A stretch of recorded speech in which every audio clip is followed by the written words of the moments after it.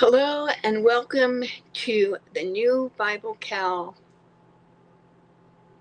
Live number 8. This is for the year of 2024.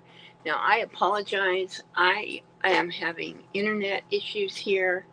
We have been losing power and our internet because of the storms here. So if I go dark, I will try to come back. If I don't come back, I apologize ahead of time that I am having this issue. Now I'm going to try to get in, so I'm using my phone, which as you can see is kind of far away so that I can hold my notebook. But I am going to try to turn the other phone on and see if I can't communicate that way with you guys.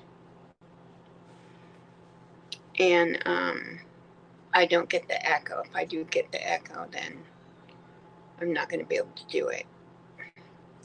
While I'm sitting here waiting for the other phone, let me paste in a comment, which is not going to work that way because I'm not on the laptop. There's a box. Oh, it's over here. Hold on. Hold on. Okay, it's not even going to let me leave a comment.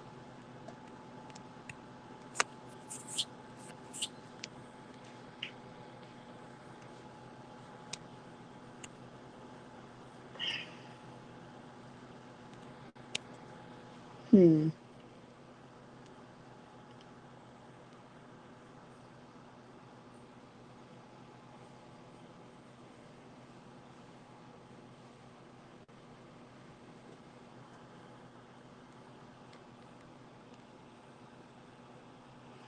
Okay, so that's why I have to leave a comment. So I have posted the comment for the link. If anybody wants to join me, I will try to keep up with what is showing up on there.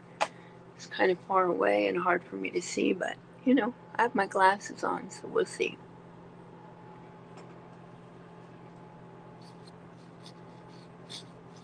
Well, hello, Catherine.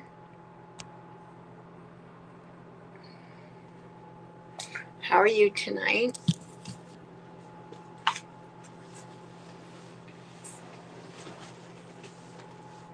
Hello, Deborah. How are you tonight?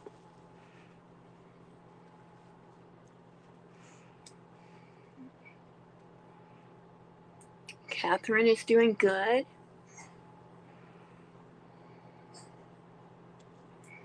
And saying hello to Deborah.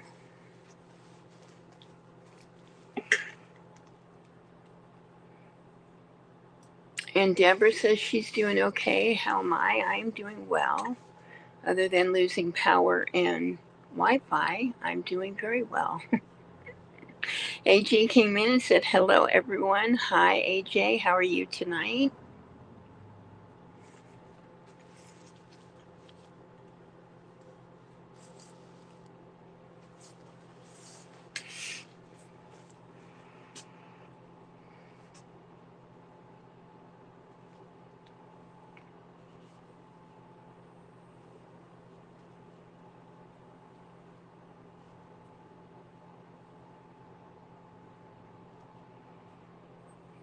AJ says she is a lot better than last night, but still a bit rough.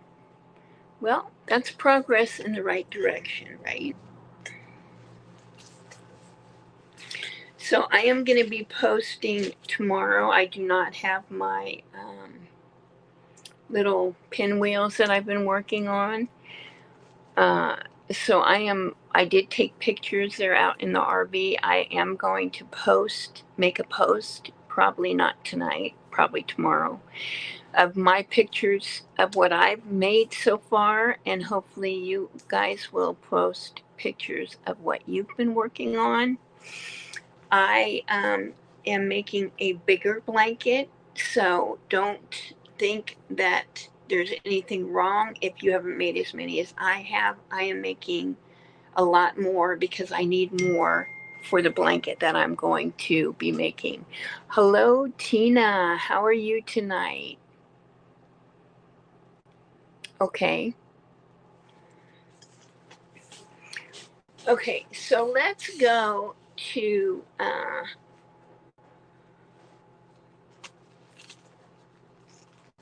I don't know. Okay, we're going to try when I get to it, but I don't know if I can share my slides that I made because I am on the phone because the internet went out. So, and for those of you who are joining now who did not get to hear, I am having problems because of the storms out here with Wi-Fi and power.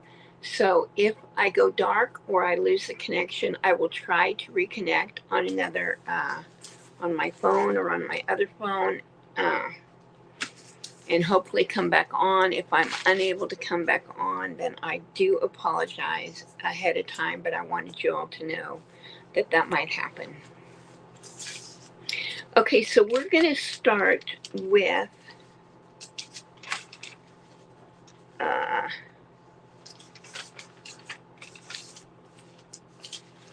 chapter 9. I feel like I was supposed to go back to something, but I don't have a note here, so maybe not. It has been a hard week. I have not, I have had a couple of rough days, and so some of the chapters were rough for me, and I felt like I couldn't get into it. I couldn't focus on it. I couldn't get the message I was supposed to get out of it, and so some of it, I might be a little bit not as talkative as I have on other weeks. So I apologize for that as well. Okay, so we start with chapter 9.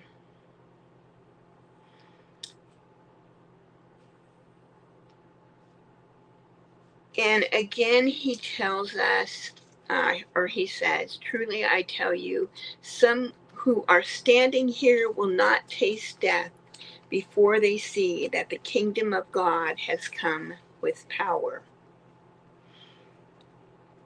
I'm going to come back to this, but I want to leave it for right now. No, it was something I said, and we had it worked out. It was before I came. Okay, great. I'm glad. Thank you for clarifying that. Okay, so Jesus takes Peter, James, and John up a high mountain. And I made a slide. Let me see if I can do this. I'm going to have to hold the phone because I can't. And I don't know that I can from in here. I think I can only do it from the laptop. AJ, can I share a screen?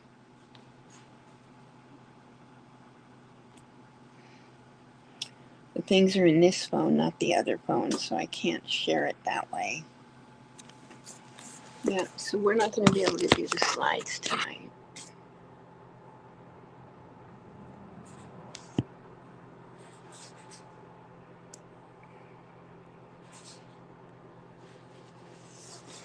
Okay, so Peter, James, and John go up the mountain with Jesus. And who do they see when they get there? They see Jesus in all his glory. And with Elijah and Moses. And so back where I was saying just a moment ago, this is what Jesus meant when he said the kingdom of God has come with power. This is the moment where he's coming with his power and showing it to just those three. Not everyone gets to see that. And of course, as usual, he tells everyone, he tells them not to tell anyone else about what they see.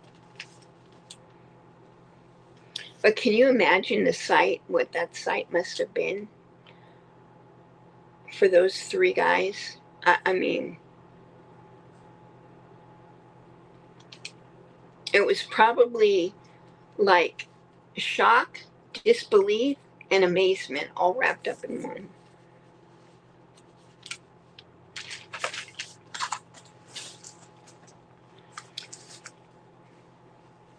Okay, so, and they were, it says in my version that they were afraid. So they're afraid, and then a cloud overshadows them, and they hear God say, "This is my beloved Son. Hear him." So in this time, he's not saying, "Whom I'm well pleased." This time, he's telling those present, which are just those three, hear him, listen to him, pay attention to what he's telling you.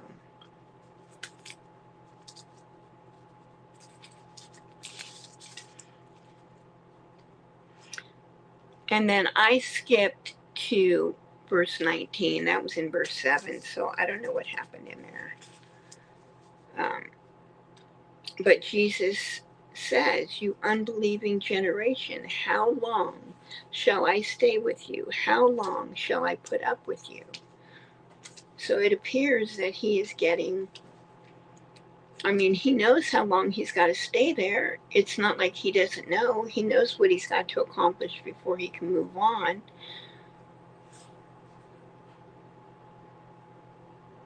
So I'm not sure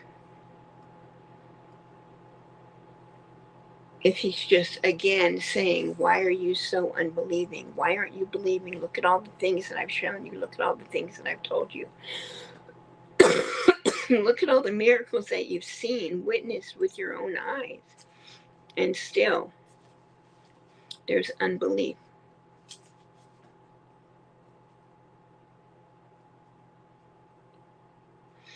And then we have the man who comes up to him and says to Jesus, asks for healing or to have the spirits taken out. And he says, "If you can," which is the first time I think that we see somebody saying, "If can, if you can do it." I mean, the disciples tried to get the unclean spirits out of this man, and they were unable to do it. So Jesus says everything is possible for one who believes.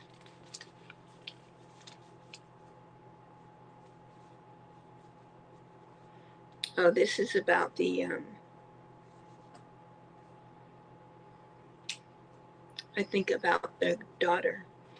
Because then it says the father says he believes. He tells Jesus, "I believe," and asks for help with his unbelief. So yes, he's saying, "I believe that this can happen, but help me with any unbelief that I have." Do you guys ever pray that? For help with unbelief or uncertainty or questioning or I don't know. I do quite a bit, so that's why I'm asking.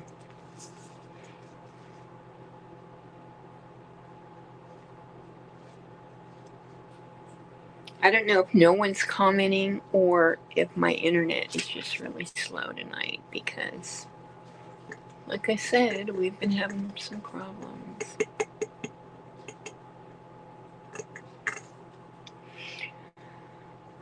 Okay, so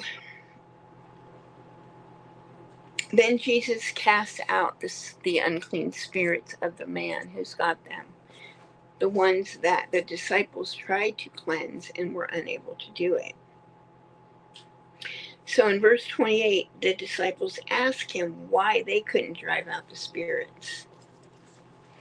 And Jesus says, this kind can come out only by prayer.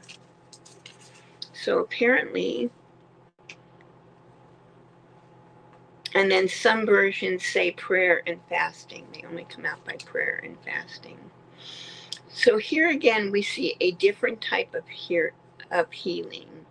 And we see a different type of unclean spirit that needs to be dealt with a little bit differently.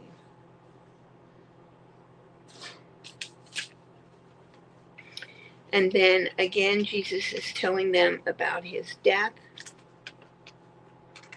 Of course, they're not understanding what he's talking about, but we're afraid to ask him about it.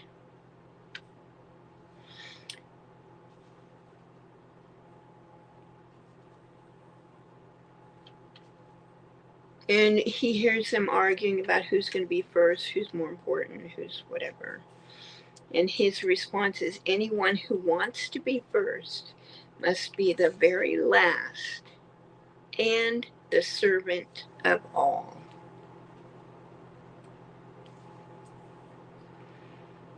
Now that gives us room to think, doesn't it? That's a pondering point, if you will. He's talking about the children. Whoever welcomes one of these little children in my name welcomes me. Whoever welcomes me does not welcome me, but the one who sent me.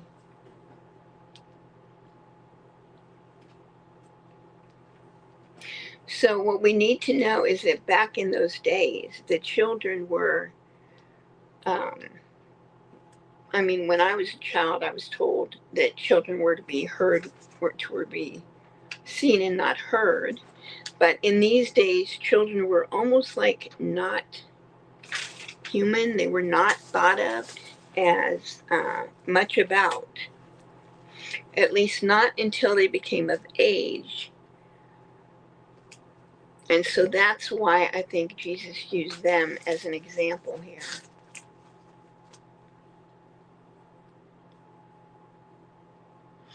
Then in 38,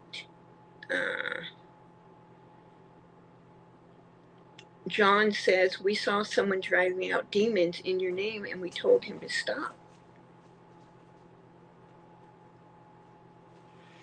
Now, I don't necessarily think, I don't get the impression that John told the person to stop because he was threatened by him, like the Pharisees are threatened by everybody, or the heresies are threatened by everybody. But I think that it was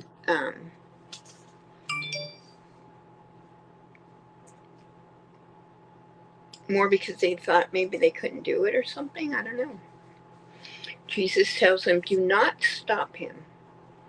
For no one who does a miracle in my name can in the next moment say anything bad about me. For whoever is not against us is for us.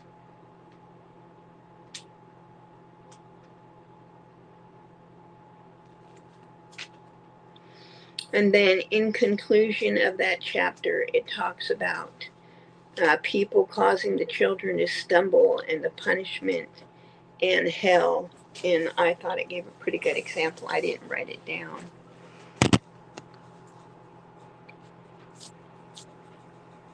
Okay, that's why, because, I don't know how to do this on the phone. Hold on. Let me go back.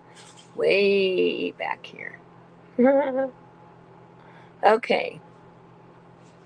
Yes, but I have never used my phone. Kaylin and Ambi used to. Yeah, maybe I'll reach out to one of them and ask them how we do that, how we share our screen. Okay, so AJ says, amazing. Yeah, I'm sure that's about what it would be like to see Jesus in his glory at that moment up on the hill. Catherine says, not to tell until he ascended to heaven. Think what courage that gave the followers. I know. I just can't. God speaks, interrupting Peter's speech, telling Peter to listen, not talk.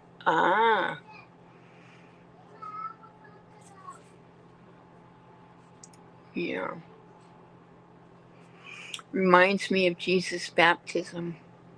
Yes, that's true. The man says, if you can. Jesus tells him, if you can believe. It was his son, not daughter. Oh, Okay. Yeah, I just wrote down in my notes the father. I believe I had something this past week that amazed me. Hi, Maritza. Sorry I missed you earlier. Welcome. Catherine says the demon that killed this child, according to Mark 9, then Jesus raised him. Okay, that's who I was talking about. Man, I better write better notes, I think. Cherry, if you can see this, I am waiting to come up with you, okay?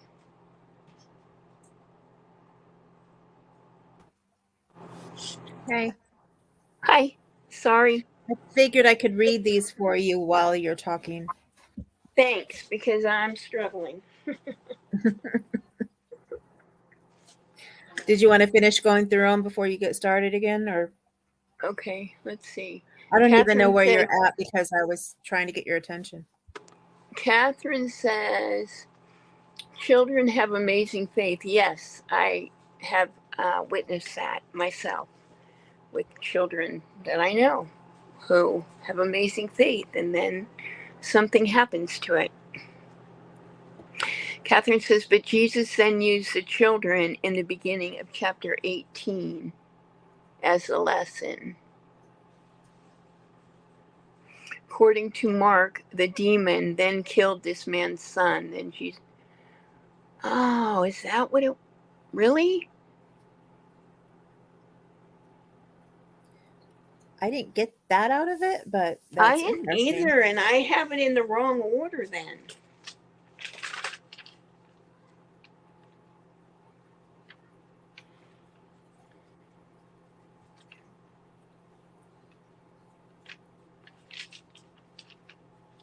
Hmm. Because where I'm seeing about the father and his son was the disciples had tried to get him out, but they couldn't, and they asked him why, and Jesus had said, "Oh, where did it go? I just lost it." He said He this kind can replied come that out this only kind by can only prayer. come out in prayer. Mm-hmm. Yeah, we're reading Mark. That's where we're at. Creative You is in Mark. That's Catherine. Catherine, okay, sorry. Catherine, yeah, we're reading in Mark chapter. AJ, go back to 19, verse 19. Oh, I don't have my notes in. Let me open my Bible. It's all right. I got it, no problem. I just gotta see what chapter we're on too, because I don't have it. 9. Okay. I have Wait. it set for the one I have to read Yeah. tomorrow, so.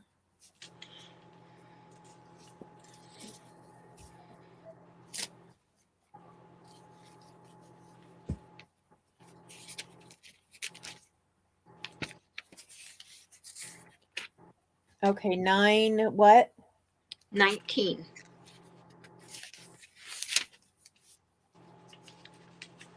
Okay. I have you unbelieving generation, Jesus replied. How long shall I stay with you? How long shall I put up with you? Bring the boy to me. You want me to keep going? Yeah. Okay. So they brought him. When the spirit saw Jesus, it immediately threw the boy into a convulsion. He fell to the ground and rolled around, foaming at the mouth. Jesus asked the boy's father, how long has he been like this? From childhood, he answered. It has often thrown him into fire or water to kill him. But if you can do anything, take pity on us and help us. If you can, said Jesus, Right. That's everything the is thing. possible for one who believes. Immediately, the boy's father exclaimed, I do believe. Help me overcome my unbelief. When Jesus saw that a crowd was running to the scene, he rebuked the impure spirit. You deaf and mute spirit, he said, I command you, come out of him and never enter him again. Okay. Thank you. So it's all. So what's the boy? The spirit was in the boy, and that's who the disciples couldn't get out, was from the boy. Right, Catherine? That's what you're trying to tell us? Yeah, but she's saying that the boy was dead. She said that the word arouse means that he was dead.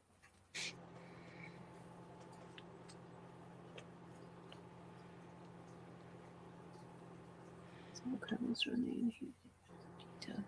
I commanded, come out of him. The man said he's dead, but Jesus took him by the hand. And yeah, no, they because then if I keep going on, Mm-hmm. the spirit shrieked, convulsed him violently, and came out.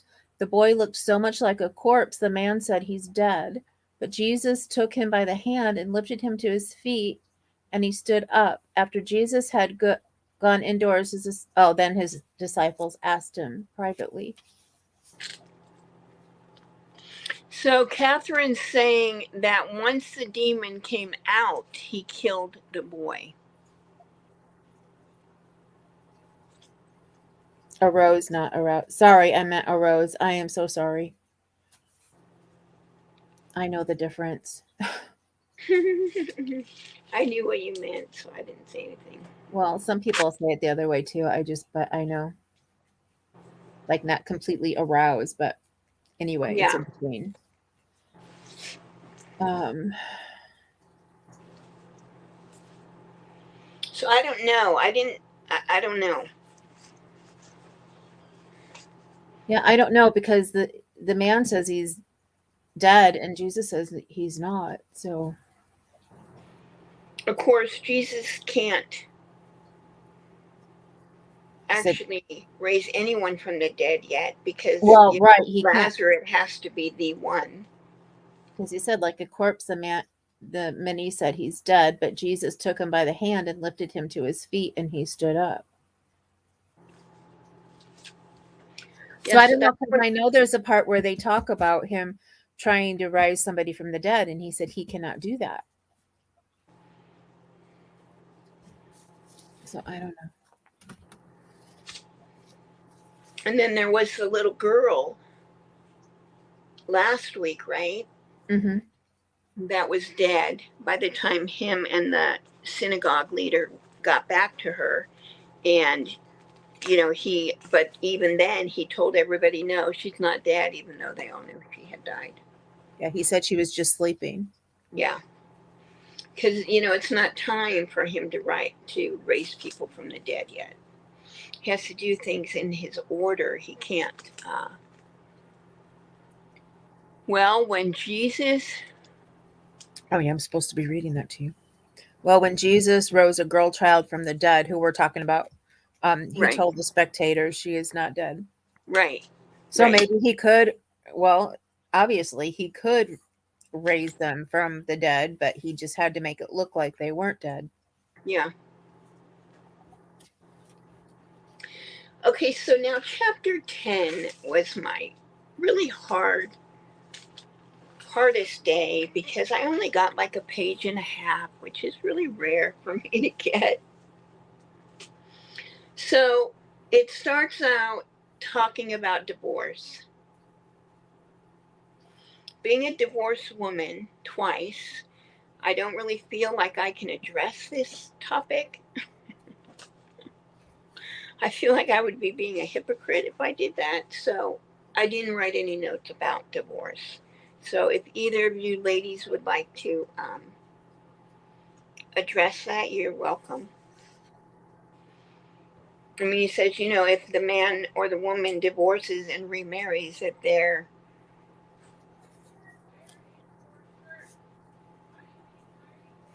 what was the word? I lost it.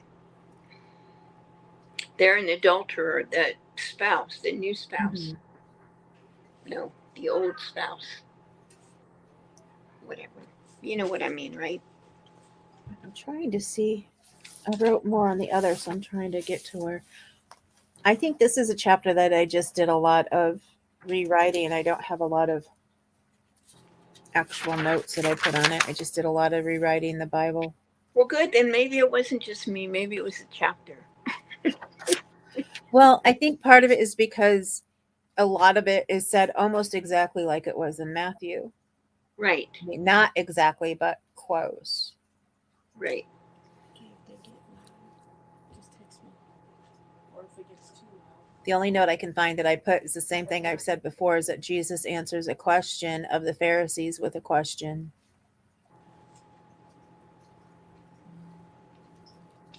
Yeah. And that's when they were talking about divorce, and And this, that Moses had made this law because they had hard hearts. Yeah, because the Pharisees asked about divorce, but that's all I'd said. So what did they actually say? I think they asked Um, about everything to try to catch him up on something. is it Let's lawful see. for a man to divorce his wife? Is what they asked. And he replied with, "What did Moses command you?" And they said, "Moses permitted a man to write a certificate of divorce and send her away." And he had said, "It was because you were hard. It's because your hearts were hard that Moses wrote you this law." Jesus replied, "That at the beginning of creation, God made them male and female. For this reason, a man will leave his father and mother and be united to his wife, and the two will become one flesh. So they are no longer two, but one flesh. Therefore, what God has joined together, let no one separate." When they were in the house again, the disciples asked Jesus about this. He answered, "Anyone who divorces his wife and marries another woman commits adultery against her. And if she divorces her husband and marries another man, she commits adultery." Okay, so Catherine wrote, the religious leaders lied when they said that Moses was okay with divorce. Adultery was punished by stoning, not divorce. Roman women could divorce their husbands, Jewish women couldn't.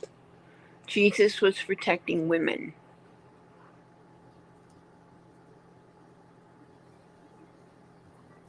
Lied when they said Moses was okay with divorce. Well, that's probably why he turned around and asked them, then what did Moses say? Jesus referred them back to God who created marriage, not Moses. Yeah. And God's intent was, for them to be stay married. Yeah, I had questions about that back when we had read Matthew. So, but I question everything because I don't know a lot about the Bible yet. So,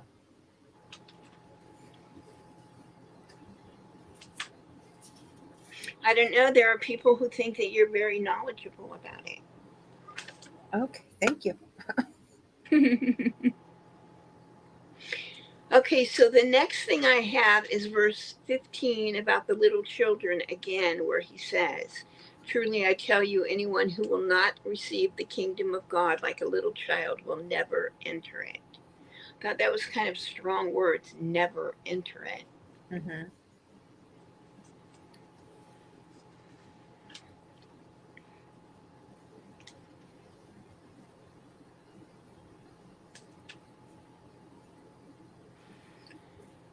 And then I skipped to 23. Like I said, this was a rough one for me. You have anything between 15 and 23? Just my copied notes. Yeah. Verse 23 talks about the rich going to heaven. So Yeah. anything between children and the rich? Well, 17 starts the rich in the kingdom of God, Mm. and the children ended at, they were verse 13 through 16, which was just that the people were bringing the little children to see Jesus, and the disciples rebuked them. And then Jesus said, "Let the children come to me," and then ended it with what you had said. Yeah. So,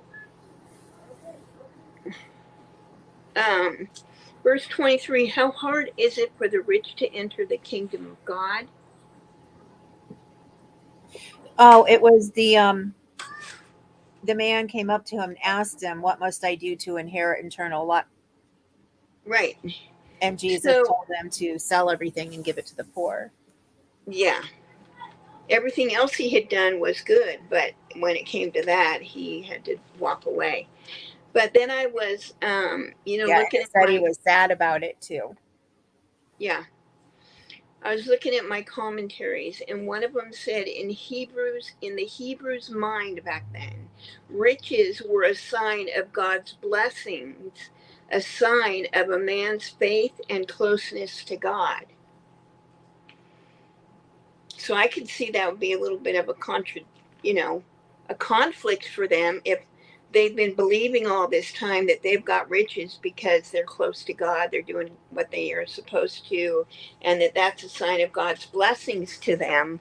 And then Jesus is saying, "Oh no, you need to sell it all, get rid of it all, give it away, and come Mhm. follow me." Catherine says little children trust God completely. Yes, they That's do. true. Yeah.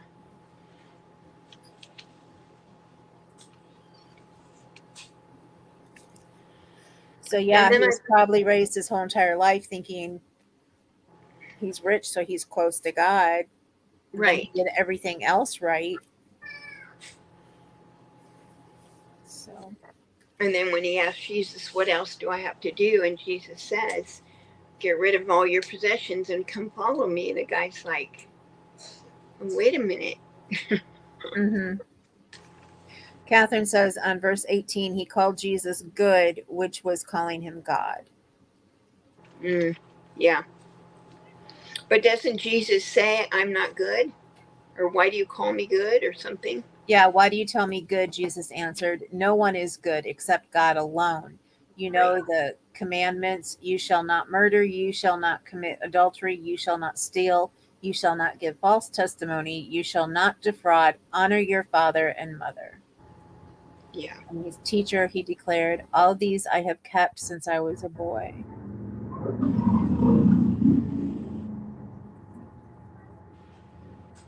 Yep. And So then then he I told them the put, one thing he lacked. yeah, Catherine says, the Bible says the love of money is the root of evil. If you cannot part with your money, then it is more important to you than God, who has given you that money. Yeah, that's what right, I've always learned. But I think Terry was saying what the belief that the people had at the time. right. And then I found it really interesting. And we probably read this in Matthew, and I don't know why I didn't pick up on it.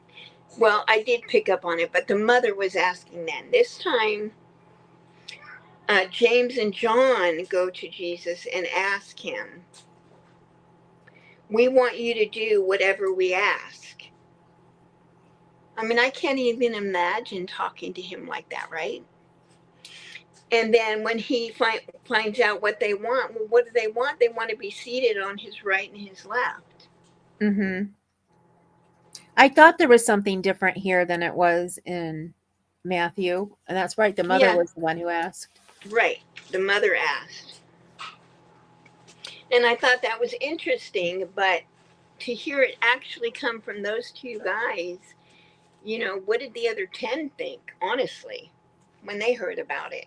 You know, probably another fight about who's better and who's going to be first. And yeah, because then in verse 45, it goes, oh no, verse 45, this was going to be one of my slides. For even the Son of Man did not come to be served, but to serve and to give his life as a ransom for many. The did I put a note on that? I can't remember. The verse that got me, and it's back a little ways from that still. It's still where we were talking before. Mm-hmm. Let me find it again. I had it here. Yeah, like I said, yeah, this was just a really bad day. Children, how hard is it to enter the kingdom of God? It is easier for a camel to go through the eye of a needle than for someone who is rich to enter the kingdom of God, Yeah, which is impossible. right.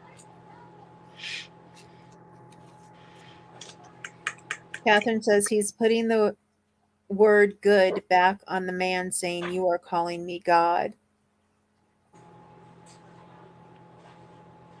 Hmm.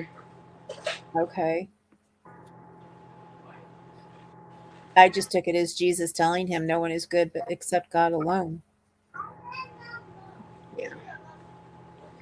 Um, then Catherine says, "Can you imagine that Jesus told them he was going to be killed and they are worried about their own glory?" Well, I don't, even though he's repeatedly said it now, I don't think that they believe it. I don't think that they can comprehend that this is really going to happen. Because look, they're watching him perform all these miracles. Why would they believe that somebody could kill him, right? And Catherine says, "To serve, the book of Mark portrays Jesus as the servant of man." Yeah. I thought Matthew did a pretty good job at portraying him that way too, unless that's just me. Like I said, I'm still new to this, so unless I've I think heard it in enough Mark, in some of the things I've heard that I just thought that's yeah, was. I think I don't want to speak for Catherine because she does a pretty good job of speaking for herself. But I'm thinking that what she's suggesting maybe is that Mark, in Mark, Jesus more frequently it says that he was a servant Yeah. than it did in Matthew is Yeah. what I'm thinking. Well, as you know, like I said when we first started reading it, it's more detailed in Mark Hmm. than it Well, is in because Matthew. it's coming from somebody who was a child, basically Hmm. learning it from someone else. It's not somebody who is actually present, experiencing these things. It's somebody who came after Jesus died and Hmm. is hearing about them. Catherine says this is the third time he told them. Yeah, Yep. But it seems like they just still don't know it, even though it's the third time. right.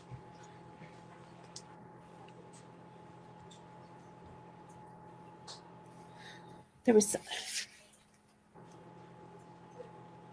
there was something that I had about that, but I don't know if I actually wrote it.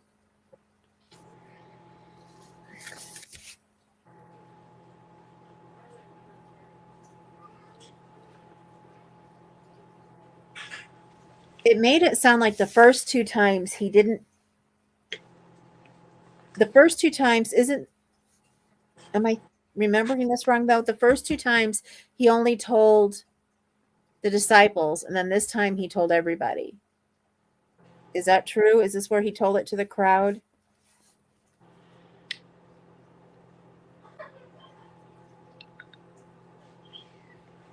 No, it said he took him to the side. Yeah, I was going to say, I don't think he ever tells the crowd. Maybe it was how I had read it before he took him aside. It made it sound like he had told the crowd, or maybe it was something else. There's something that he always told Jesus, and then I thought he said it to the crowd, but maybe it wasn't that. Sorry. No problem. That's how we learn, right? Verse 32, they are made so he is going into Mark was one of you. where? Wait a minute. We got to back up. Mark was where? Mark He was 12, was 12 years old when Jesus died. but he was there. Isn't that what you told us when you said he was 12? He was Yeah, there, he was 12. but he didn't, I don't think that he really learned about it until, remember, because he traveled with Peter. Is that who he traveled with? It Let was me go either back. Peter or Paul. I thought you had said Peter.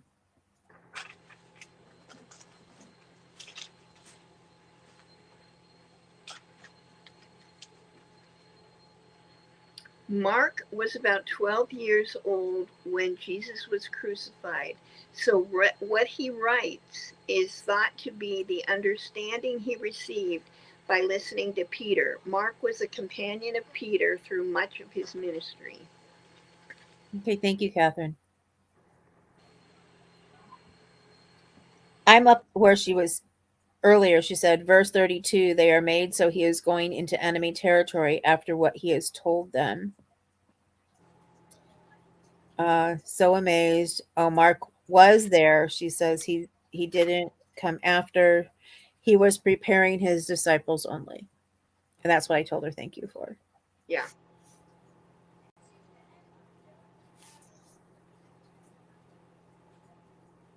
And then again, we see him heal the blind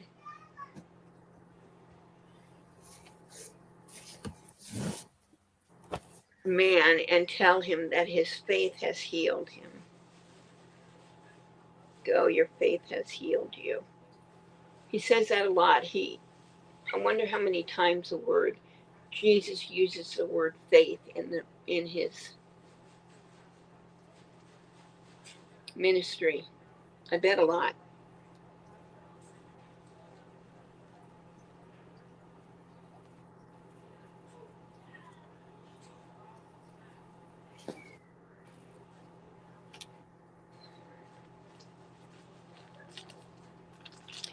Okay, so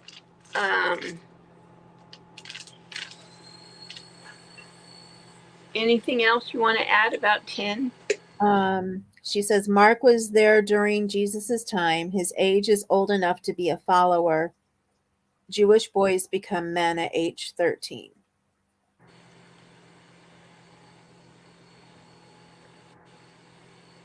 Okay, but he was 12 when Jesus was crucified.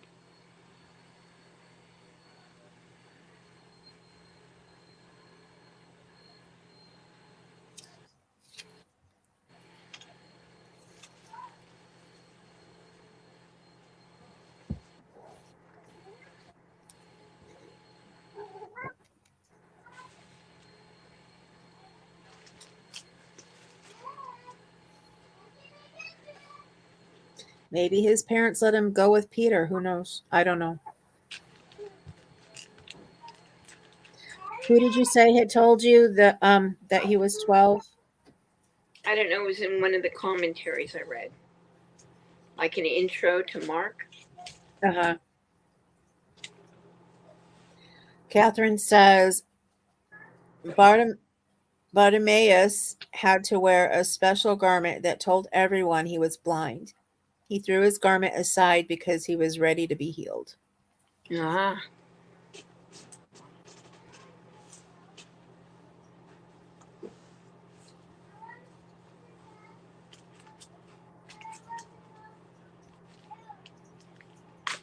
that's interesting. He had to wear a special garment.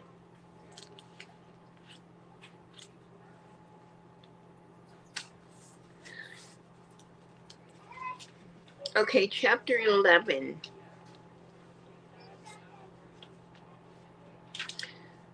Jesus goes to Jerusalem as the king. You know, I don't know why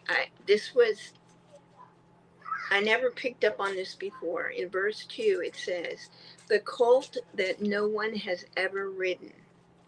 So the colt that he wanted was one that no one had ever ridden. Mm-hmm. In Matthew, they said it was a donkey that had never been ridden. Ah, Been ridden.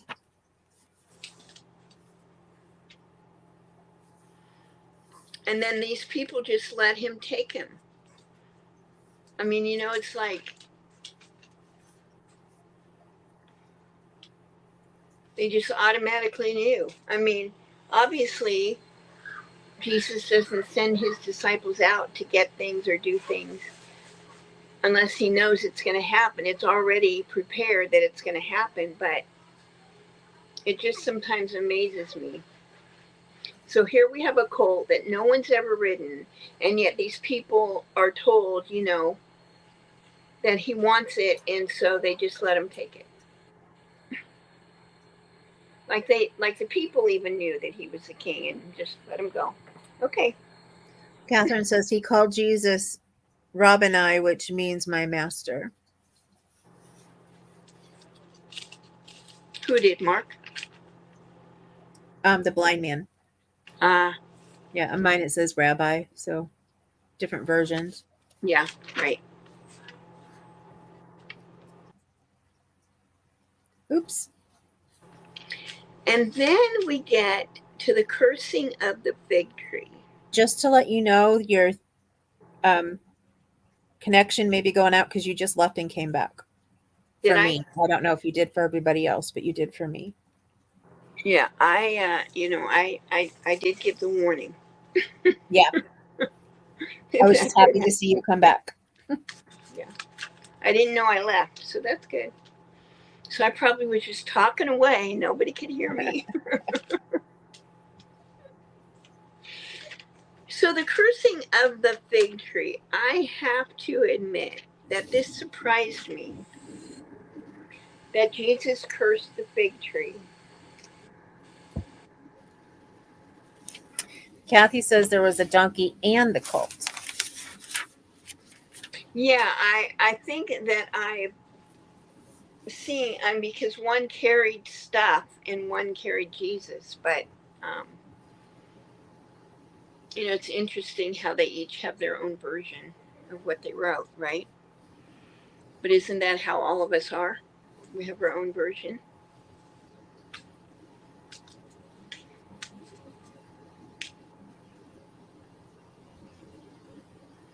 I do have a note on this one, On which one?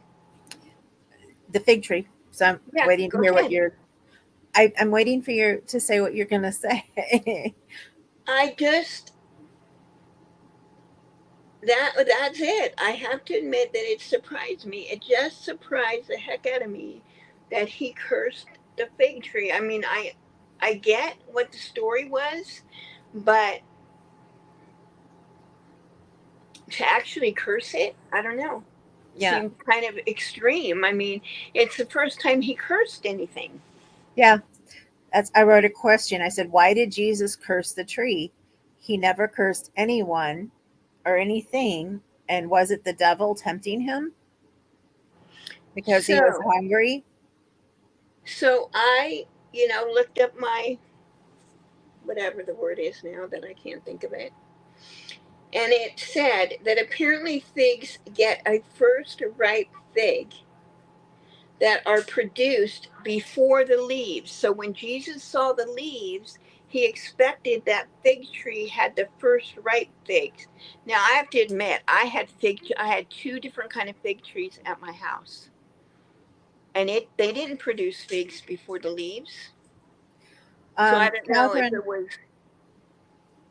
Catherine says Israel is the fig tree, all leaves and no fruit. Hypocrites. Yeah. Well, that comes later.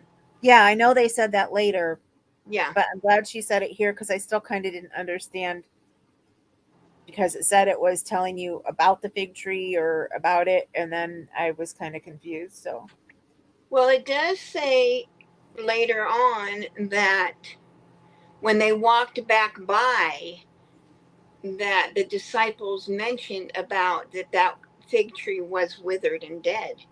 uh huh.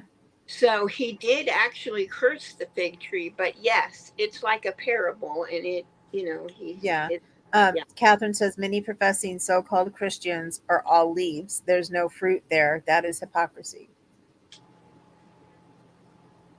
yeah,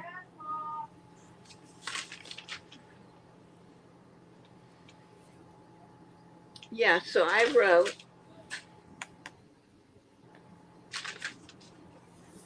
fig tree was a symbol of Israel.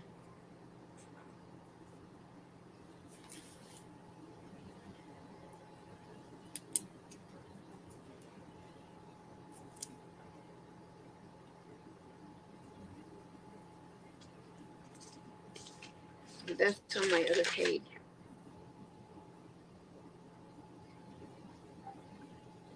And then after that, he gets to the temple where he's kind of disgusted with everybody and says, "It is not written, my house will be."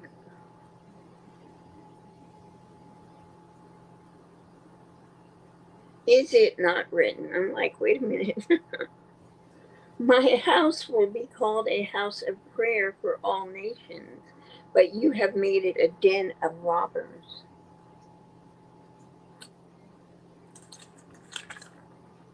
Because the people in the temple who were selling the merchandise or whatever, the people could go out on the street and buy it. Like, let's say they could buy a whatever they had to, the bird, the pigeon that they had to sacrifice.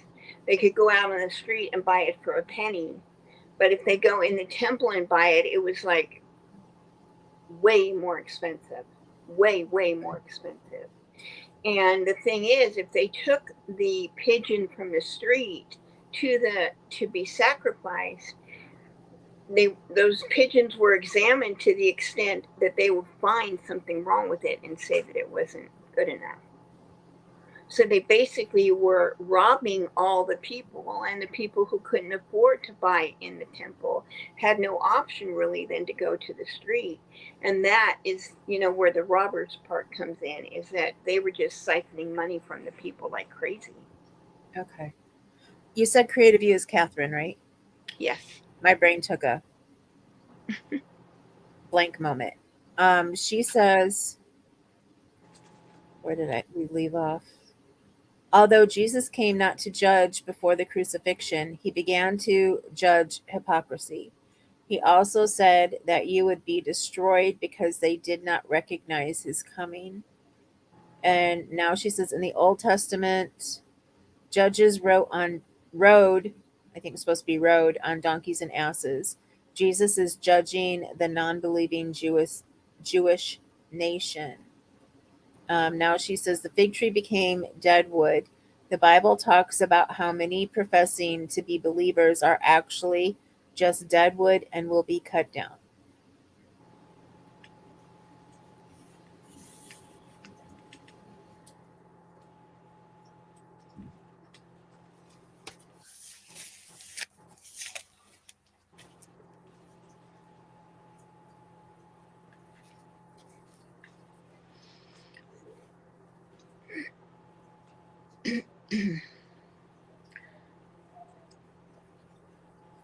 So next is the part that I talked about last week, where he says, "Truly I tell you, if anyone says to this mountain, 'Go throw yourself into the sea,' and does not doubt in their heart, but believes that what they say will happen, it will be done for them. Therefore I tell you, whatsoever you ask for in prayer, believe that you have received it, and it will be yours. And when you stand praying, if you hold anything against anyone, forgive them, so that your Father in heaven may forgive you of your sins." Mm-hmm. Now, the thing to notice here, which until this thing that I read kind of pointed it out for me to get it, is that um, he was not teaching the people here. What he's saying about moving the mountain, Mm-hmm. he was saying to the disciples, not to the Right. general population. And yet when people want to argue or, say whatever, "Oh, well, I prayed and God said that if I prayed and I believed, then it would happen," and it didn't. Well, they weren't a disciple, right? Okay. I actually asked Bob about that part when I was reading it, so that makes Yeah. sense. So these promises are made to the disciples. And who is a disciple? Those who deny themselves, take up their cross, and follow him.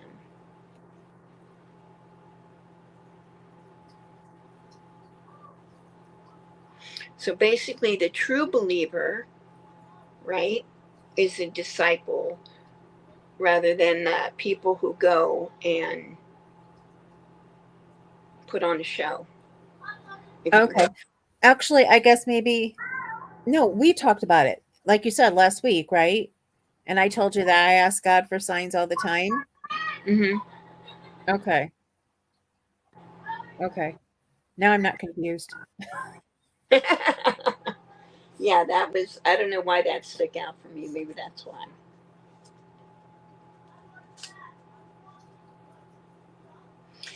So then the Pharisees come and question Jesus again. By what authority does he do what he does? And so he responds with a question, in which, of course, they refuse to answer. So he refuses to answer them. Yeah, because either way they answered it, they were going to get in trouble. Right. Catherine says this was the cleansing of the outer court, where the lame and disabled and Gentiles, forbidden to enter the temple, gathered to learn of God, but the merchandise left no room for them.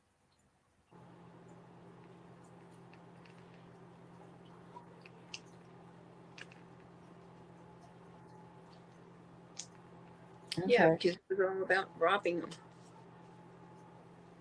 I guess that makes sense because in my mind's eye, I thought of him walking into the temple and seeing all these booths and stuff set up. And I'm going, in where you go and pray, why would that be there? Right. Thank you, Catherine. Because that's all I kept seeing in my head. I just kept seeing, I mean, I know they probably didn't have pews and they had to, sit on the floor or whatever, but I just kept seeing the temple where they would go in, and I'm going, wait a minute. Yeah. And that's what I think infuriated Jesus when he went in there, and why he, threw the things and tipped the tables and said that this was supposed to be a house of God, house of prayer. Hello, hello. And I can't believe I'm going to forget your name because I know it. Lottie. Lottie, my brain, you have to forgive me. I'm in a lot of pain, so my brain goes when that happens. Lottie's hello, first of all. She says Jesus was not okay with divorce. He hated divorce, but he did tolerate it.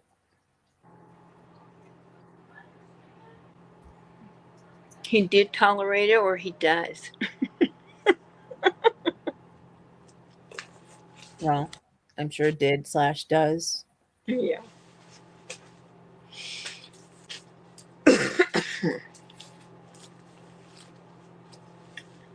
And there's no doubt that it's really clearly stated that man was made for woman was made for man, and they're supposed to be together. And once they get married, you know, they even say it in the vows. So, Catherine says, I think that refers to all Christians. We all have mountains in our lives.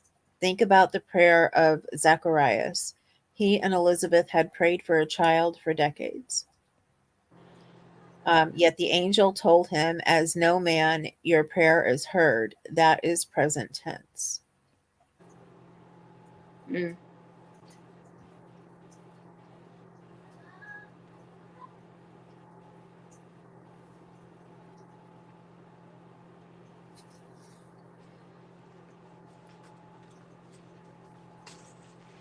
Okay. Anything else you want to say about that? Um, Chapter 11. Catherine says, as an old man. I don't know. Oh, because it had said as no man, and it was as an old man. Your prayer is heard. That is present tense. Um, what chapter? We were on chapter 10. No, we just finished 11. Okay, for some reason I thought we had gotten into 12 already. Then no. Nope. 12 starts out with the parable of the tenants. Mm-hmm. Let's see what I write. I need to put my glasses on instead of on my head. So, the parable of the tenants.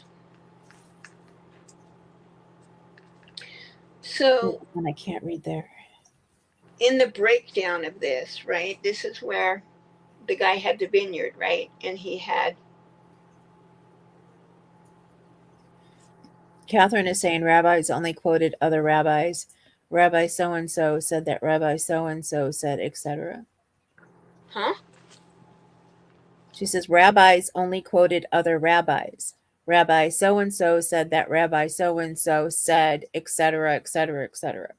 Yeah. No, it's like they were so into the law that they just couldn't deviate from it.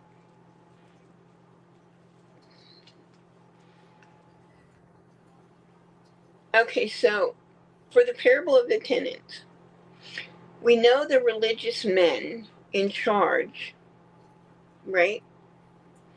The Lord sent the prophets who were mistreated, beaten, stoned, and killed. Then he sent his only son, whom the religious leaders want to get rid of so they can take possession of the vineyard, right? Because we're talking about the vineyard, and I'm relating it how it pertains to that parable pertains to. Did I make sense at all? Mm-hmm.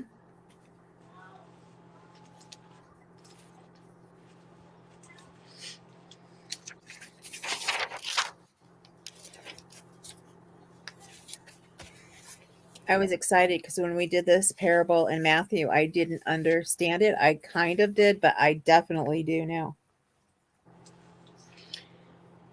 And then it says in verse 9, what will the Lord of the vineyard do, once they kill the son, right? Well, God is the Lord of the vineyard. And so what does he do? He opens the door to the Gentiles. So now it's no longer just for the Jewish people to be learning. Now everybody gets to learn.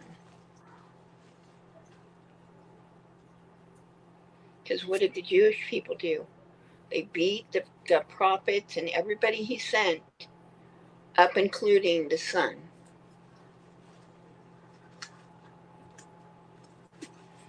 Are you with me?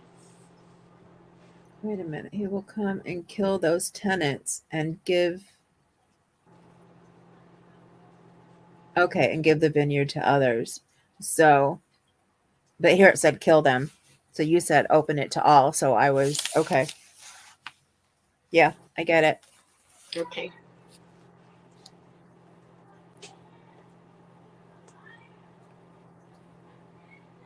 So the temple was open to the Gentiles, or just The everything? word is being now spread to the Gentiles. Okay, open his word. Yeah.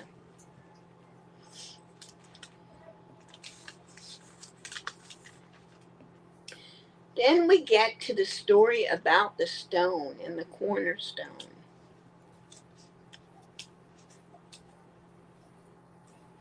He says in verse 10 and 11, the stone which the builders rejected is become the head of the corner.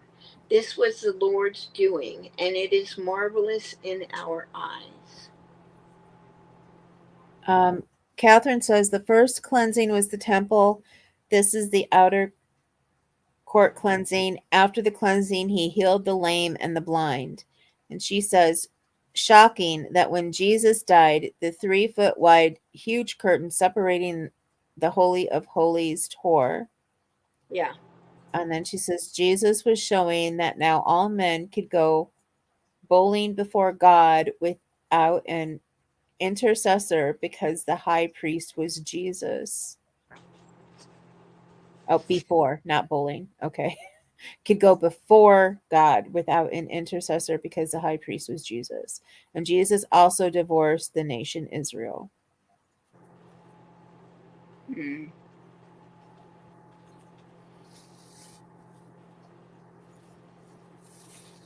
We talked about the veil last week, right?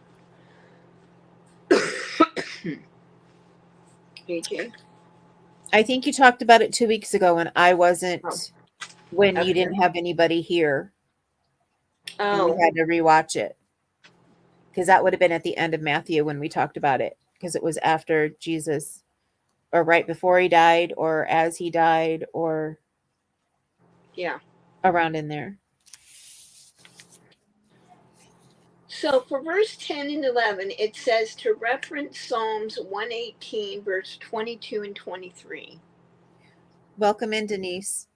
She sends a Hi, heart. Denise.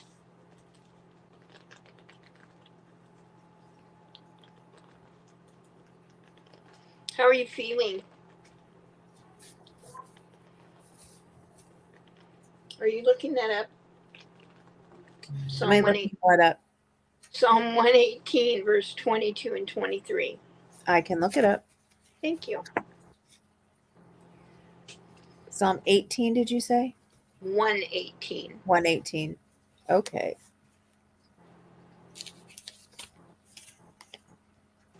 It's 119 versus what? No, 118. I'm in 118. I found Oh, 119, so I'm in 118. 22 and 23. You're confusing me. Well, I was supposed to say to myself, I said it louder. Sorry. I will give you thanks, for you answered me. You have become my salvation. The stone the builders rejected has become the cornerstone.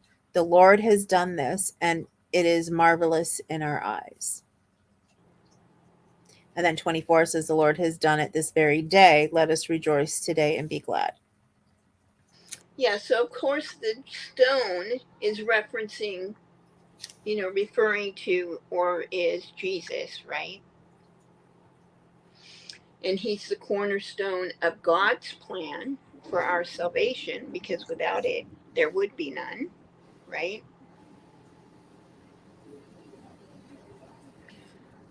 Catherine is saying, so Rabbi wanted to know on what authority Jesus was speaking, since he was not quoting other rabbis. Right. Denise says, I'm okay. Thanks for asking. And Catherine says, gotta go now. Many thanks. Thank you, Catherine, Thank you, Catherine. very much.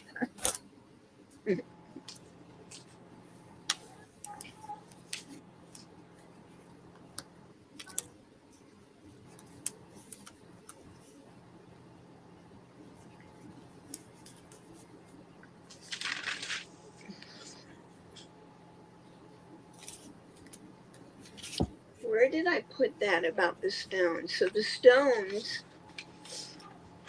back in the Old Testament, the stones are ginormous stones. I mean, like bigger than any stone we have today. Maybe it's coming up later. Maybe I shouldn't say anything now. I think they talk about big stones when they're talking about the buildings will be brought down to. Falling, yes. Okay. Yeah.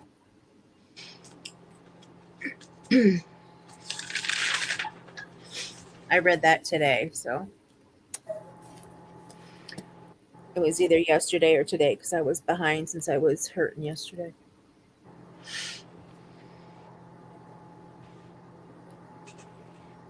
I should say hurting more. Okay, so then they come with the imperial tax. Who does it get paid to? I just I love this one. It made me chuckle. I just don't get it, why they just keep coming. They just keep coming. They just keep coming. It's like,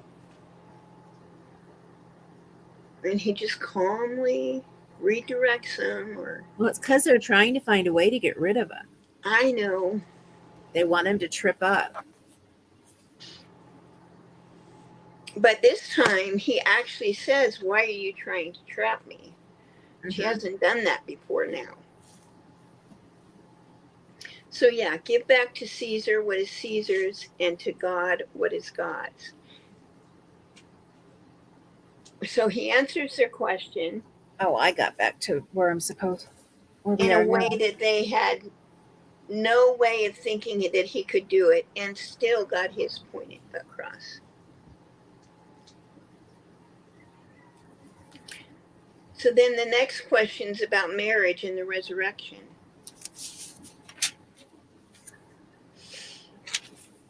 Right? If, there's 7 brothers and the first one dies and has no children, then the second one marries his first wife, and blah blah blah down the road, and none of them have kids. Then when everyone is resurrected, whose wife will she be?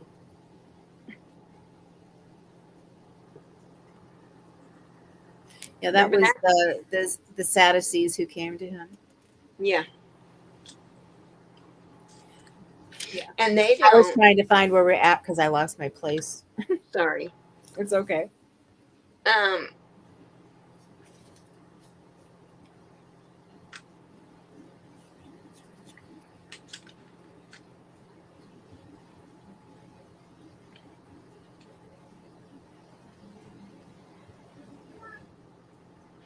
So the law was originally created where the brother marries the wife so that the family name would never like disappear, right? That's why the next brother marries the first brother's wife so that the family, if there's no kids, so that the family name continues on into forever.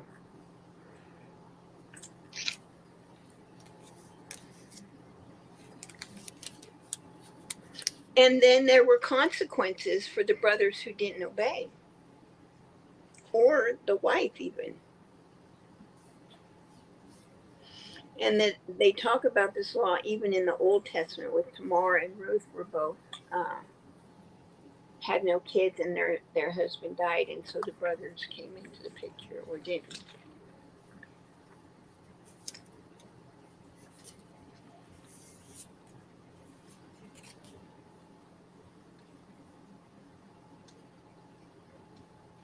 So the Pharisees are more law driven.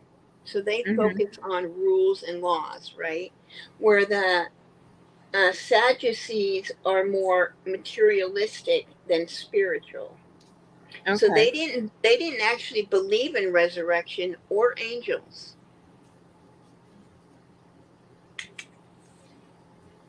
So I believe that Jesus answered something about that when you go to heaven, everybody's an angel. You're like the angels. And I don't think that they could understand that because they just didn't believe it.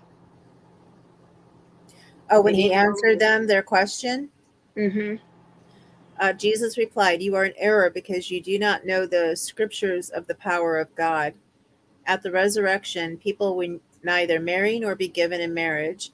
They will be the angels in heaven." Yeah. Right. But about the resurrection of the dead, have you not read what God said to you? I am the God of Abraham, the God of Isaac, and the God of Jacob. He is not the God of the dead, but of the living. I know. I wrote that down too.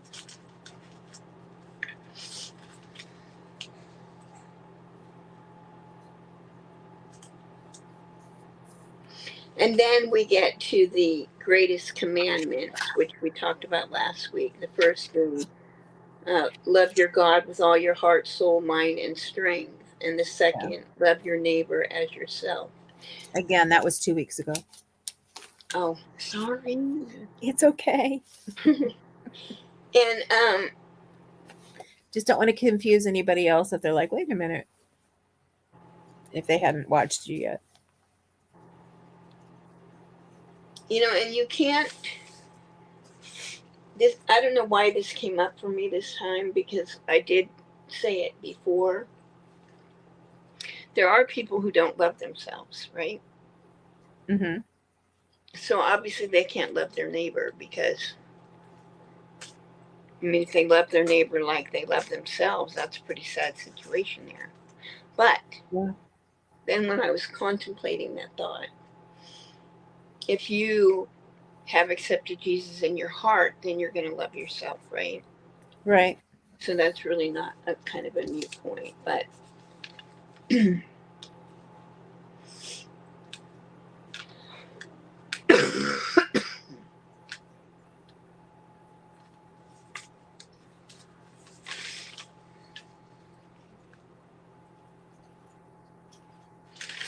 so I didn't write, let's see.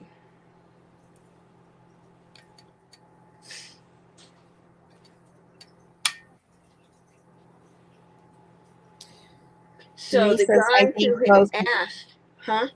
Denise says, I think both can be true. That they can love God and not love themselves, I guess is what she's saying.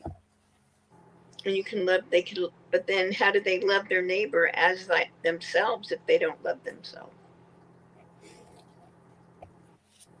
Well, then you have the issue of them trying to understand what he's saying.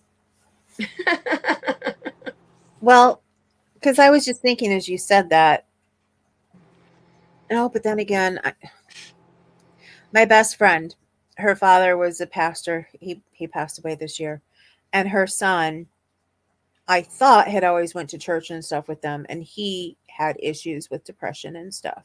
But now she told me this week she was really excited because him and his wife went to church and they're talking about becoming missionaries and stuff. But of course, this is the first time they've gone to an actual, they've watched church on TV, but it's their first time they've gone into an actual church.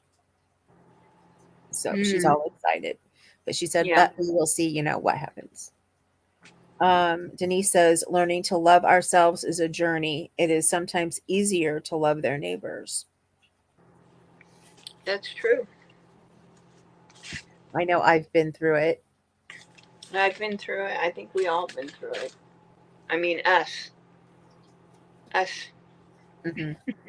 our group. So the guy who asked the question of Jesus, what is the greatest commandment, then reverberates back to him like he understands and he's acknowledging that yes, that's right, right? And so Jesus says to him, you are not far from the kingdom of God. I don't see that. That is in verse 34. Hearing that Jesus had silenced the Sadducees, the Pharisees got together. One of them, an expert in the law, tested him with this question. That is somebody from the Pharisees. Oh, Teacher, which is the greatest commandment in the law? Jesus replied, love the Lord your God with all your heart and with all your soul and with all your mind. This is the first and greatest commandment, and the second is like it. Love your neighbor as yourself. All the law and the prophets hang on these two commandments. and then the Pharisee tells him he's right. While the Pharisees were gathered together, Jesus asked them, what do you think? Yeah, what do you no, it goes into whose son is the Messiah.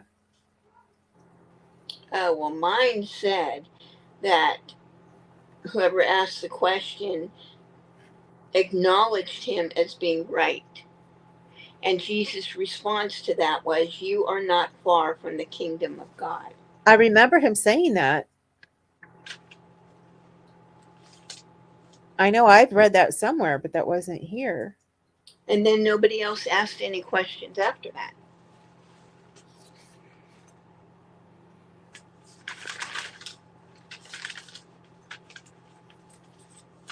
Well, here they're asking who is the son of the Messiah. It says on verse, let me put my glasses back on. Verse 41. While the Pharisees were gathered together, Jesus asked them, what do you think about the Messiah? Whose son is he? The son of David, they replied. He said to them, how is it then that David, speaking by the Spirit, calls him Lord? For he says, the Lord said to my Lord, sit at my right hand until I put your enemies under your feet. If then David calls him Lord, how can he be his son? No one could say a word in reply, and from that on, no one dared to ask him any more questions.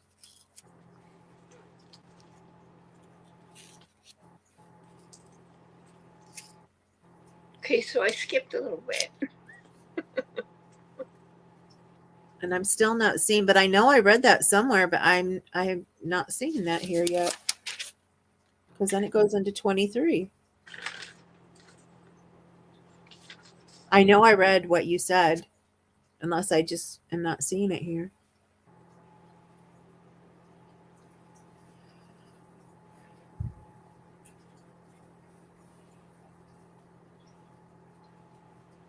No, I'm not seeing it here.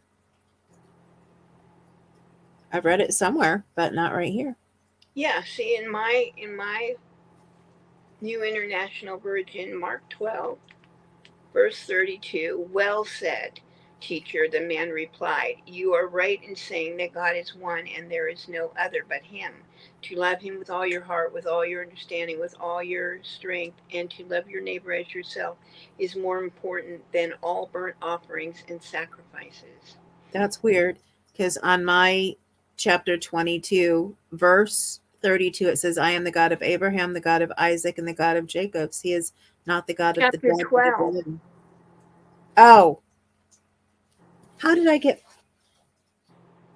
I don't even think Mark has a 22. I'm in Matthew. Boy, did I get screwed around. I wondered how I couldn't find where you were at. Somehow I got into Matthew, found the heading you were talking about. I am so sorry. Talk about completely being messed up. Sorry, everybody. Well, that's all right. That's how we learn, right? Denise says, oh, we already read that. Okay. So 12, 13. So I probably read a lot that wasn't even in here. I'm like, what is she reading? Because that's not anywhere in these notes. I don't remember that. Yeah, well said, teacher, the man replied. Yeah. Sorry. I knew I had read it. I'm like, where is it? I know that's in here somewhere. When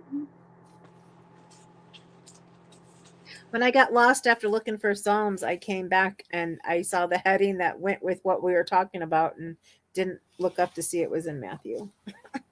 That's all right. Because my Bible has headings that tells you what you're reading. Like the greatest commandment, and then who's the son of Messiah, and then warning against the teacher of law, and so on and so forth. Yeah, so that's next, the warning of the teachers of the law.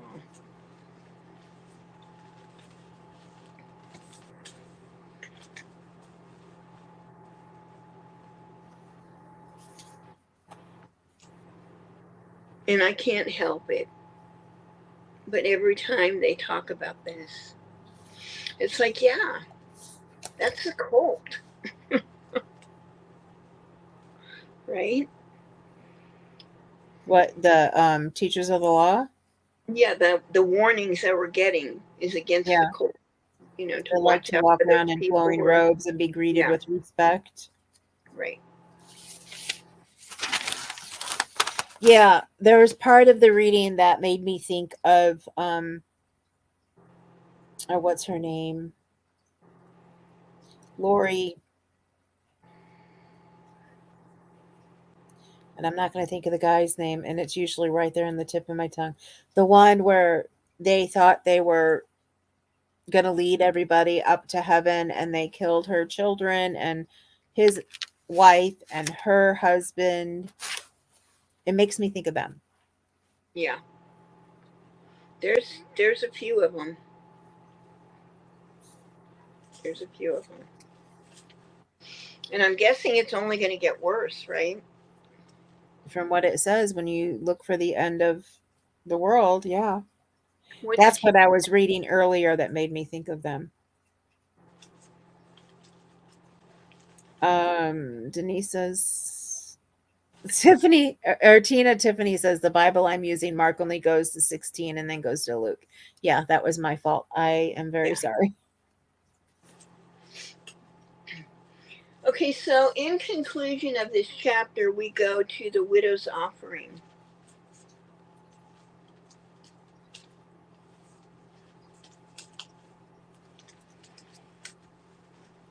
You know, you see the rich people go put a whole bunch of money in, and the widow comes and just puts,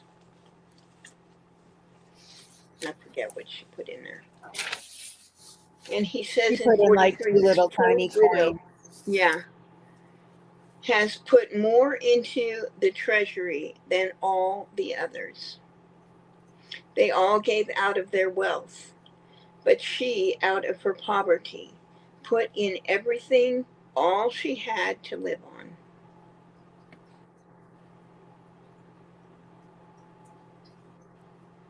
Thank you, Tina. She says it's not my fault.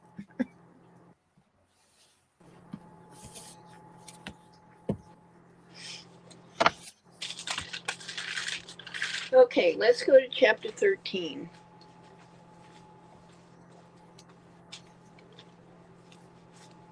This is where the massive stones are. There you go. And he says they'll all be thrown down. Those stones were 47 feet long, 8 feet tall, and 12 feet thick. And they've actually found one stone that was 45 feet long, 8 feet high, and 10 feet thick, and several that were 35 feet long, 6 feet high, and 8 feet thick. Wow. I mean, that's like huge. And yet these stones fit perfectly one upon the other. They didn't need to put mortar or anything in between them to hold them there. They just fit. The way they were cut was so perfect that they fit exactly one on top of the other. And they were ginormous. So I'm sure some of the disciples questioned if that were going to be true, that those stones would be thrown over. I mean, how could you not question it, right?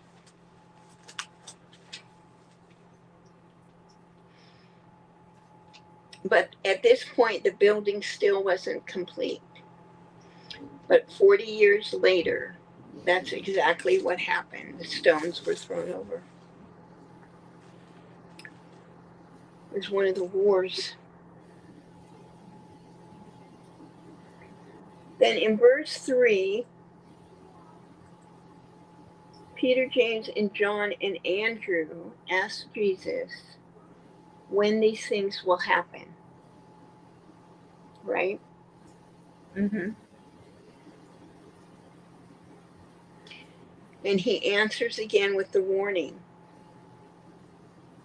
of the false prophet and goes on to tell the things that will come to pass. He says the gospel must first be preached to all nations. When you see the abomination that causes desolation standing where it does not belong, let the reader understand. Then let those who are in Judea flee. No one go from a housetop into the house, and no one from the field get their cloak. And what were my notes about that?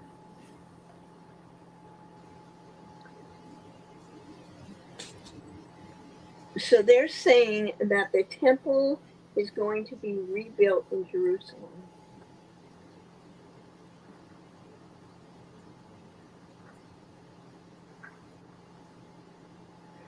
Which will be. Where are they saying that it will be rebuilt in Jerusalem? It's not in here yet. It's coming. Okay. Okay. And that what will happen is that it's actually in, where is it at? In Second Thessalonian and Revelations that they talk about it. And that whoever's the ruler there has an image of himself built and placed in that temple that's rebuilt, like as if he's the god.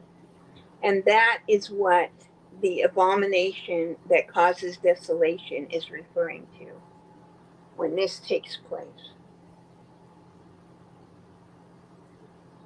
Okay. So, this isn't the first time we've seen something that is referring to in the future. We're going to see it again and again, probably before we get to actually really understanding it. But that's all I could really find about an explanation of what that meant, because What verse did that come from? 14. Okay, I'm trying to find where you were. That's where I'm getting. Oh. Well, it starts with verse 3 and kind of goes. Yeah. It's on. long. That's why I was trying to find what you were saying. Yeah. But 14 is where it says about the abomination. That causes desolation. Yeah. Where it does not belong. I found is interesting back up, and I guess that's why I couldn't keep looking down. I kept looking up when he talks about the wars and kingdom against kingdom and that. And then he says, these are the beginning of birth pains. Right. And I remember, I think they said something like that back in Matthew when they were doing this part. And I just like how it's a metaphor, right? Right. Am I using the right word? How the metaphors are like for women, birth pains. And that, but in Matthew, there were more of them along throughout, Right. like in the process of birth. But that just, I'm just like, wow, because that's a great way to think of it. Hmm. This Well, part, that'll be like the birth pains. Yeah, it's not coming yet. yeah, Just, that's like the way right in the beginning. that could be like false labor. You start getting the pains. It's still going to be a while. Yeah.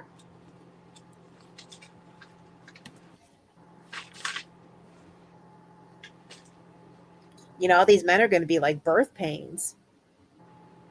They're young men following him. They probably even haven't been married. Right. You know, what do they know about birth pains? Unless they had a mother who gave birth, I guess they're in close quarters.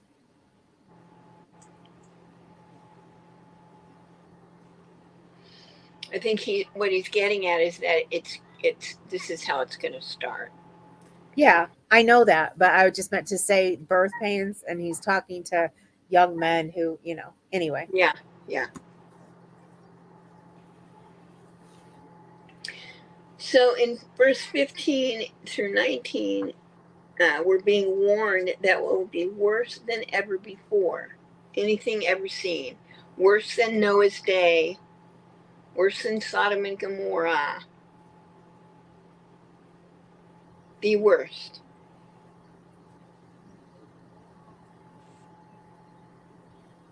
This actually got my husband and I talking today. When I was reading it, I asked him what he thought. Mm-hmm. Because I read to him where it says, when you see the abomination that causes desolation standing where it does not belong, let the reader understand. Then let those who are in Judea flee to the mountains. Let no one on the housetop go down or enter the house to take anything out. Let no one in the field go back to get their cloak. How dreadful it will be in those days for pregnant women and nursing mothers. First of all, when I read that line, my head went to the war between Russia and Ukraine.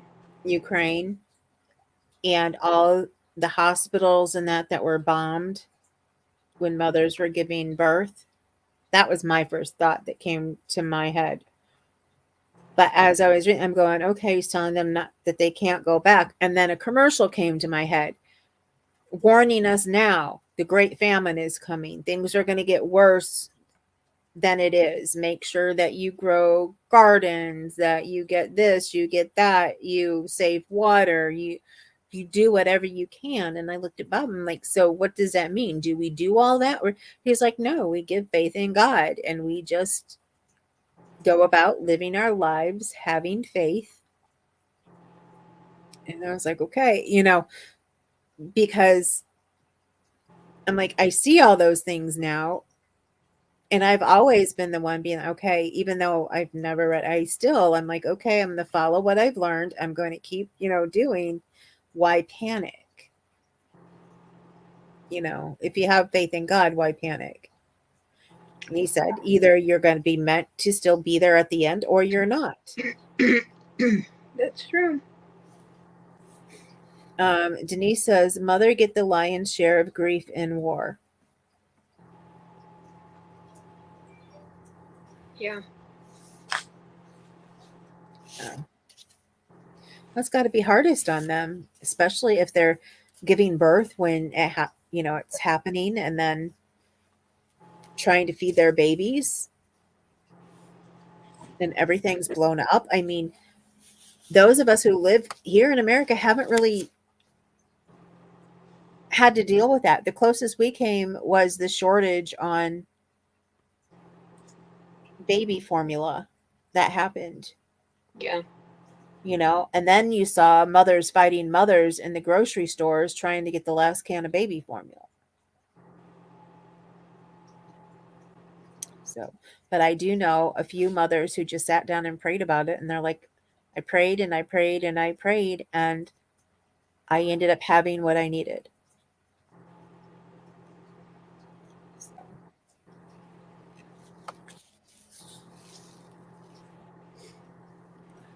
I've been very spiritual. I just haven't read the Bible.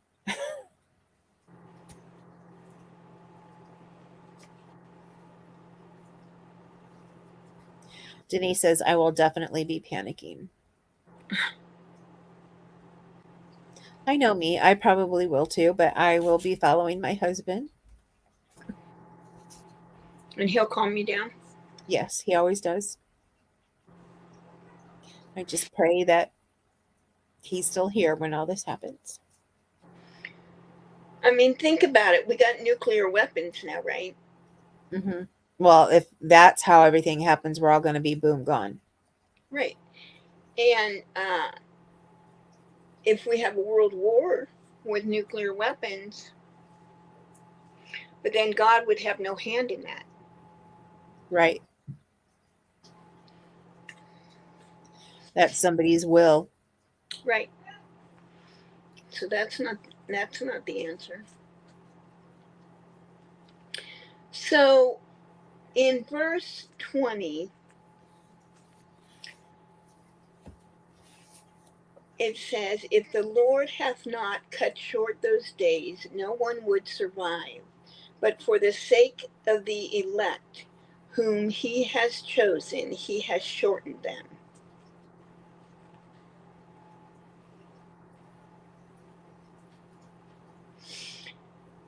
So I looked up a lot of commentaries on this because I wanted better clarification on it. And of course, you read a bunch of them and they all have a different opinion, right? So we're just going to share them all. So one of them said the Lord speaks here of a period in man's history when, unless the Lord would shorten the days, man would have the capacity of destroying himself. No flesh would remain. So Real God has quick, to shorten those days, right? So that doesn't happen. Denise said, not because I don't believe or have faith, but my nature. That's my nature too, Denise. I Yeah. completely understand. Then another reference said that he will halt the natural progression of violence and terror before all his followers are destroyed.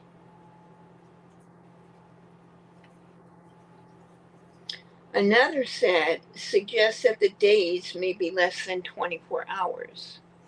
So, you look up too many people's commentary and you're going to find, I mean, those are all pretty different to me. Mm-hmm. They're not Well, even like on the same page. and I know I've heard before, at least I think I've heard before, or maybe it was in a movie, I don't know, when you were saying that that's by, the will of the people who set off the bombs, that actually it could be God's will that makes their hand let off a bomb. But that would be total disintegration. That would defeat the purpose. Exactly. So I'm like, that can't be God's will. Right. But then again, we're getting into a lot of stuff that I've never read before or heard while I was in church either. Or if I did, I didn't understand it.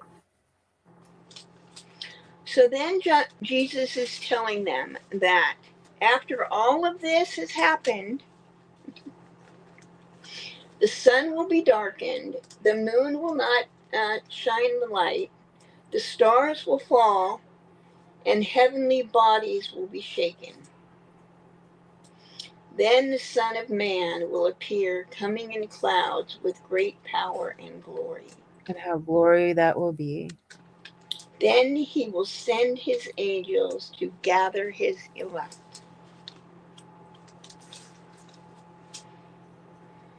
Where is I this? mean, on the one hand, it's like, no, I don't want to be around then. And then on the other hand, it's like, but I'd like to see him coming in his glory. Can't have it both ways, Terry. Trying to find something because I wrote a note here. This time people will see the Son of Man. Okay. It's after this. Okay. So then he reminds them, after he tells them all this, that like the fig tree lets them know summer is coming near, right? All these signs are going to be letting them know that he's coming near.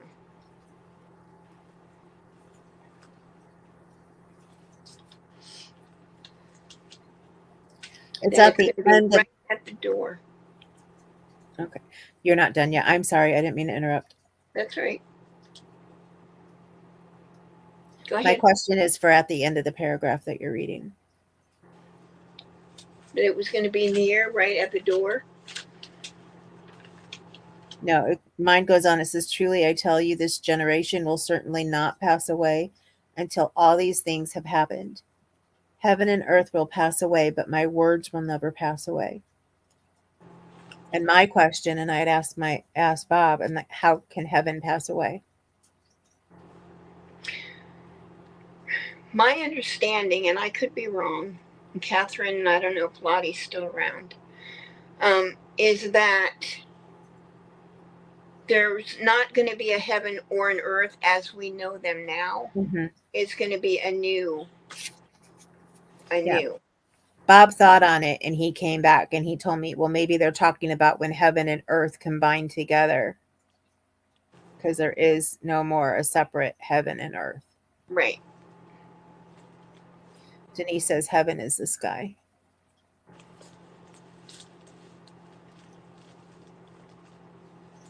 Yeah.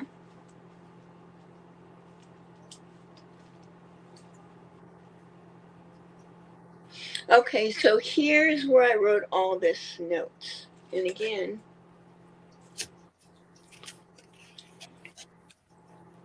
as the fig tree or figs represent Israel, there are some who believe this refers to the rebirth of Israel, and that the generation to see the rebirth of Israel will be the final generation. I got that from the Blue Letter Bible.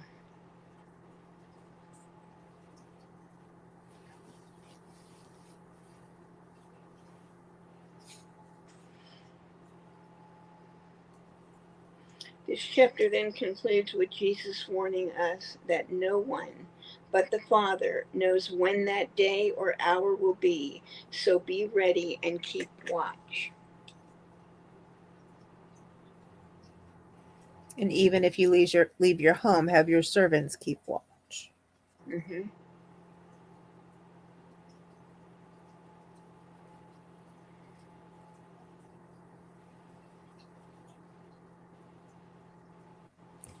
And what did I put on?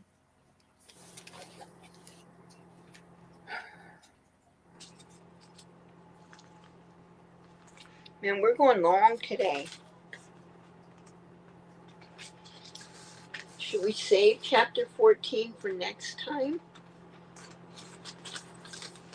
I have 6 pages. No, 5 pages of notes. Think we can skim through it really quick? I'm fine if everybody else is. Denise says Denise, she doesn't understand what that means. You don't understand what means, Denise?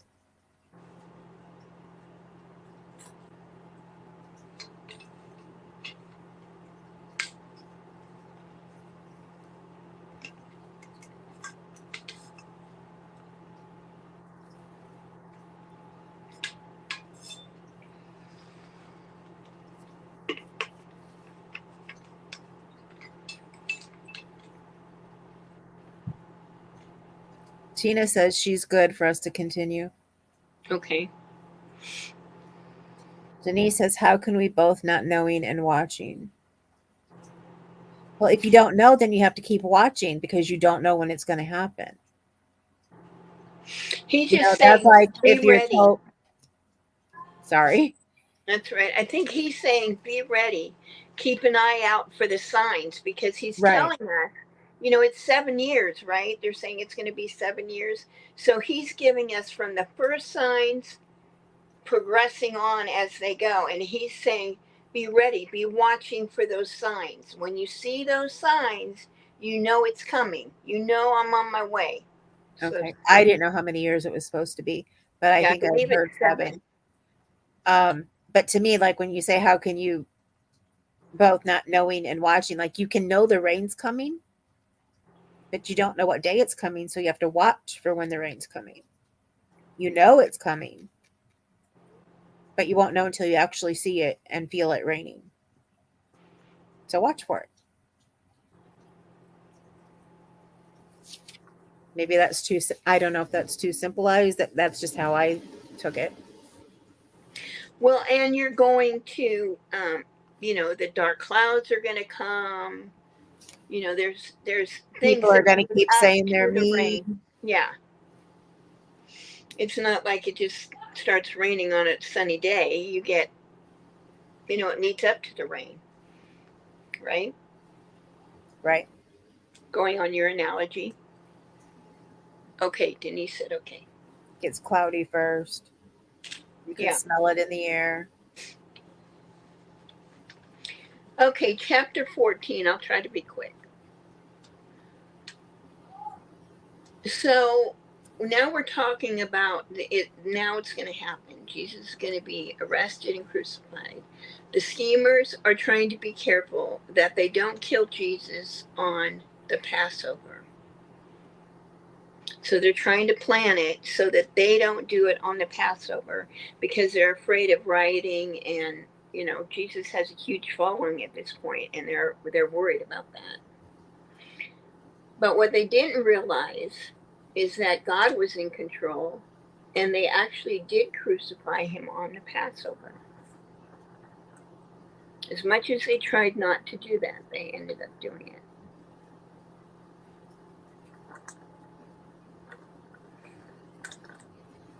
And then we have the woman with the alabaster jar who pours the perfume. She apparently breaks the jar and pours it on Jesus' head. And the disciples are indignant. Now, one of the commentaries that I read was speculating that Judas was the one that was the biggest indignant on it. Now, he was the bookkeeper, and apparently he was pilfering off of the income. So, yeah, he'd have a fit if this lady took this jar that was a lot of money, right? And just poured it on Jesus when he's thinking, wow, why'd she do that? We could have, you know, sold that oil and given it to the Okay. poor, meaning himself and the poor.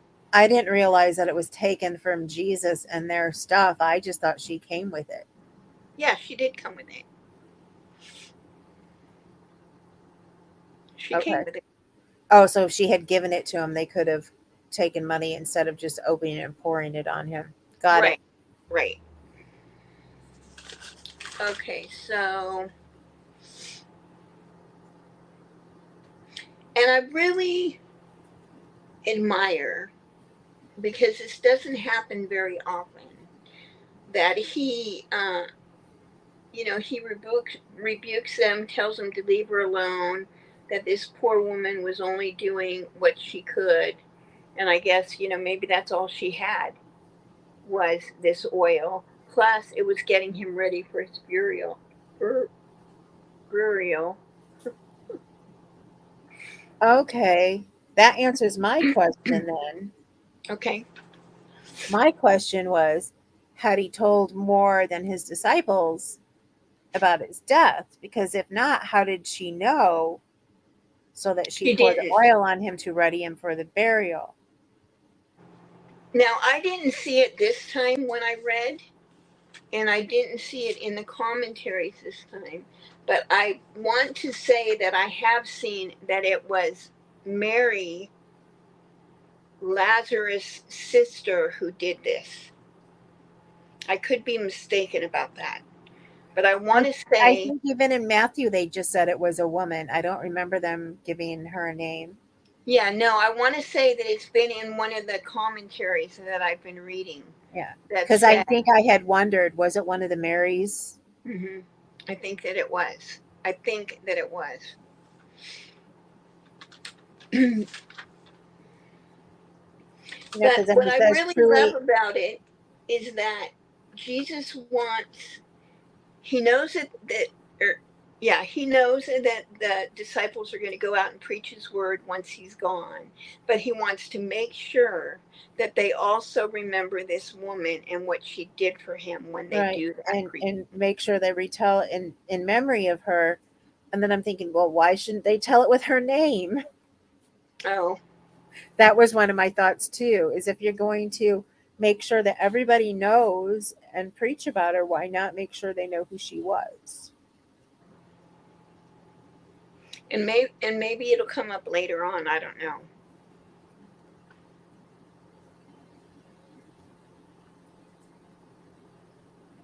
So the Oh, there was something else, but I think maybe it's in here. When we get to it, I will. Sorry. That's right. It was something about what you said 2 weeks ago, and nobody was here to say anything back. Okay. So it the way I read it and the commentary that I read,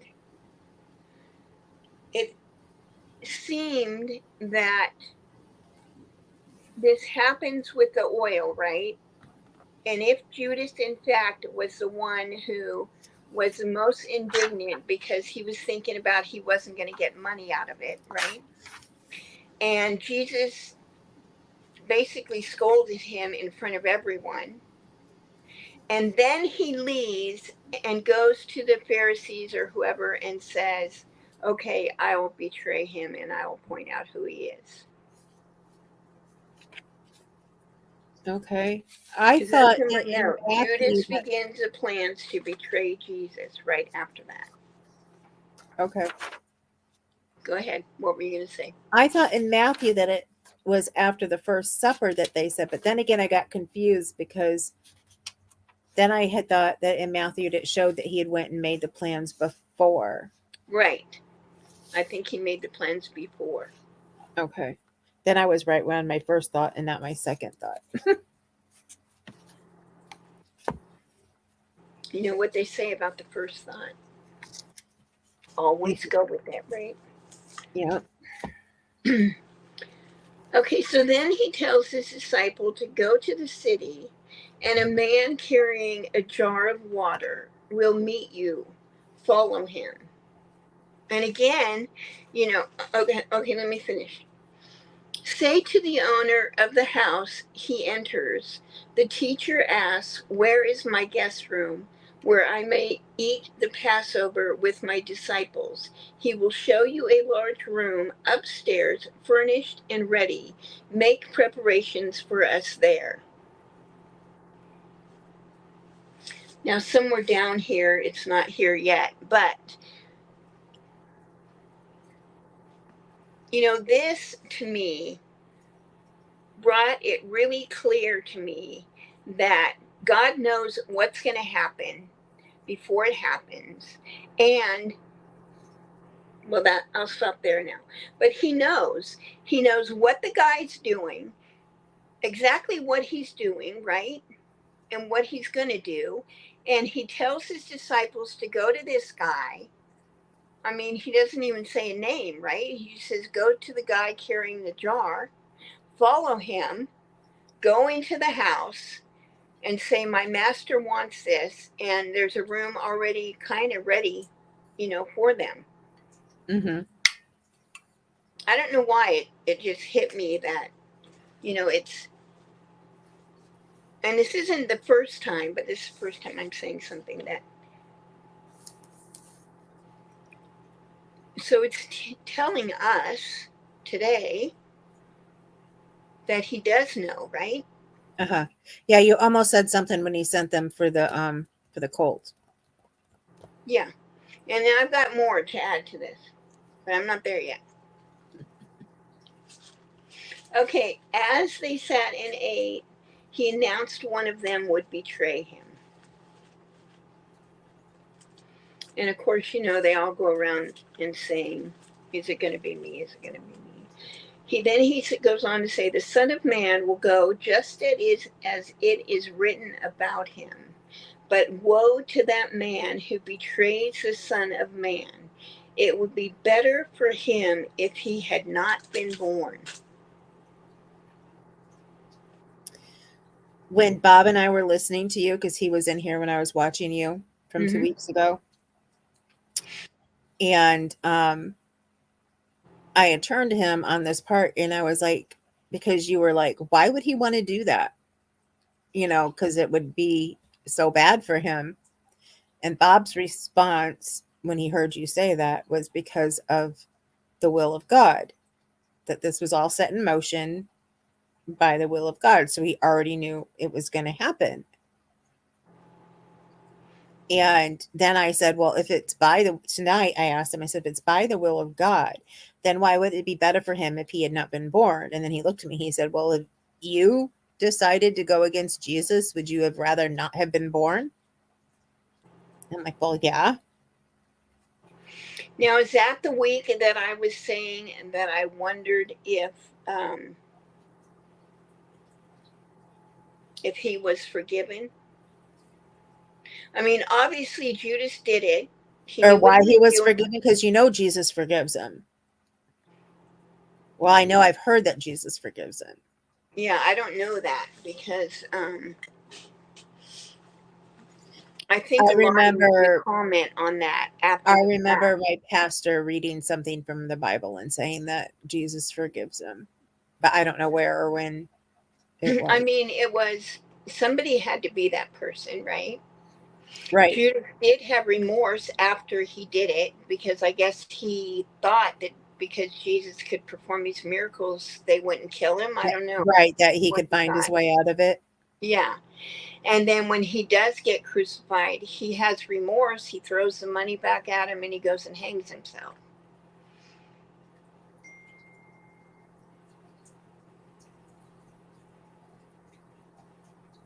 But I don't know. I mean, I guess it could be in there and I just don't remember. But I don't ever remember anything about it saying that he I don't forgave. know if it's in here. No, I mean, I don't know if it's in the Bible, period. Okay. Uh-oh, who's had a comment? Oh, sorry. I got a message. Denise says somebody had to betray him. I believe he was forgiven. She believes he was forgiven. I mean, he's forgiving everybody, so.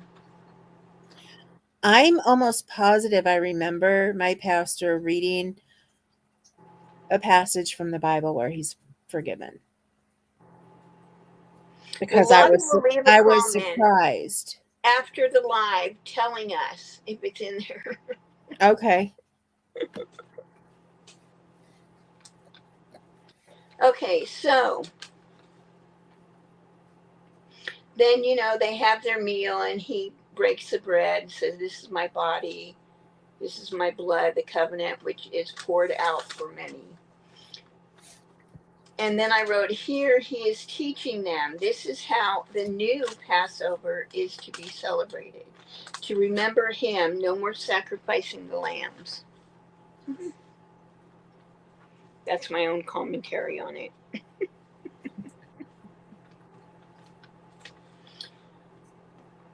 And then Jesus is telling them they will all fall away, adding, for it is written. Yet Peter, he's going to argue again and makes promises. And so it made me curious. I mean, don't we all do that? I try really hard not to make a promise because just in case I can't keep it, but I do sometimes argue. Do you? Do any of I you? was leaving a message back. Sorry. Um, where are we at in here?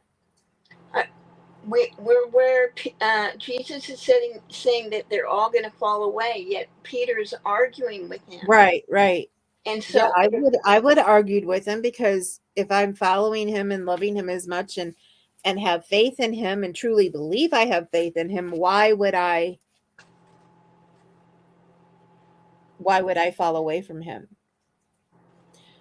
I always tell I had one person in particular who used to promise me all the time and then never came through. So I would always tell him, do not ever, ever promise me for anything again unless you are truly going to do it. yeah. So I question promises all the time because I have a history of broken promises. Um, he says I do too, and Tina says I do.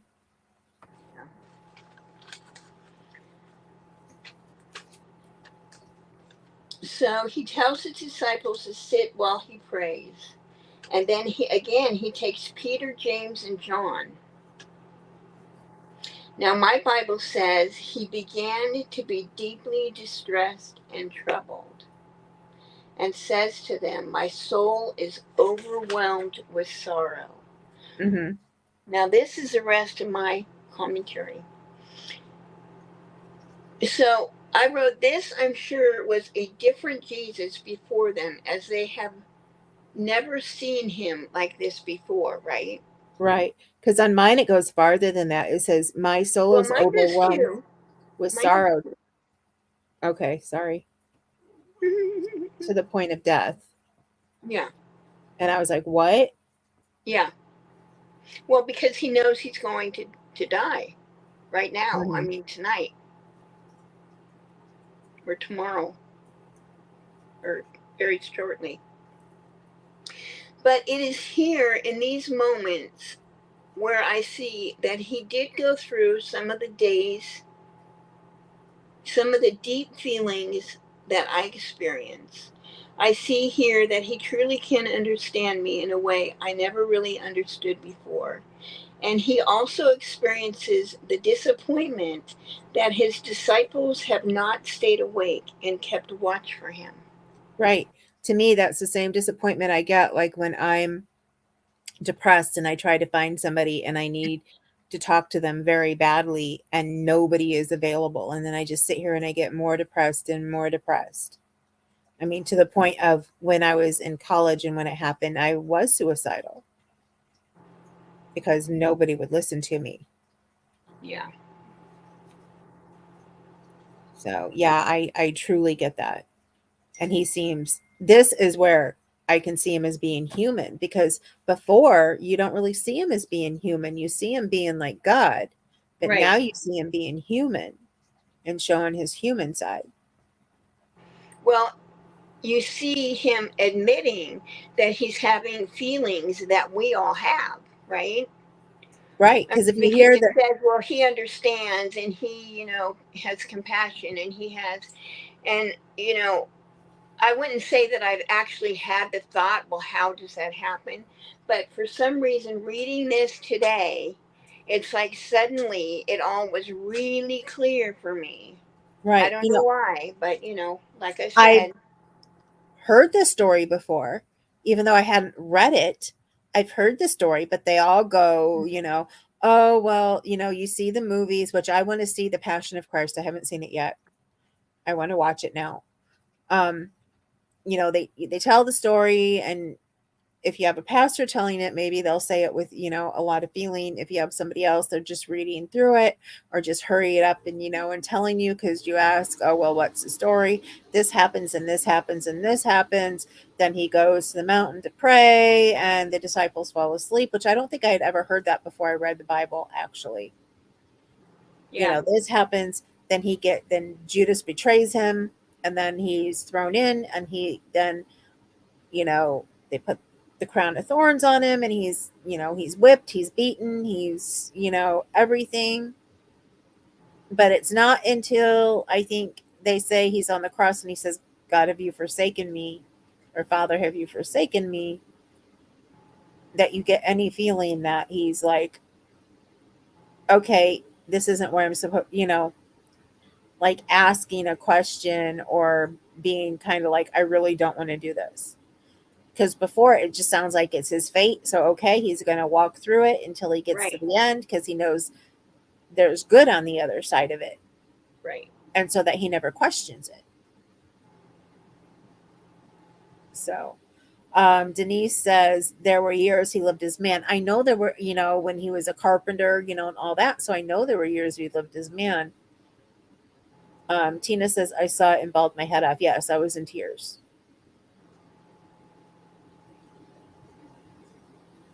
So, I watched The Chosen.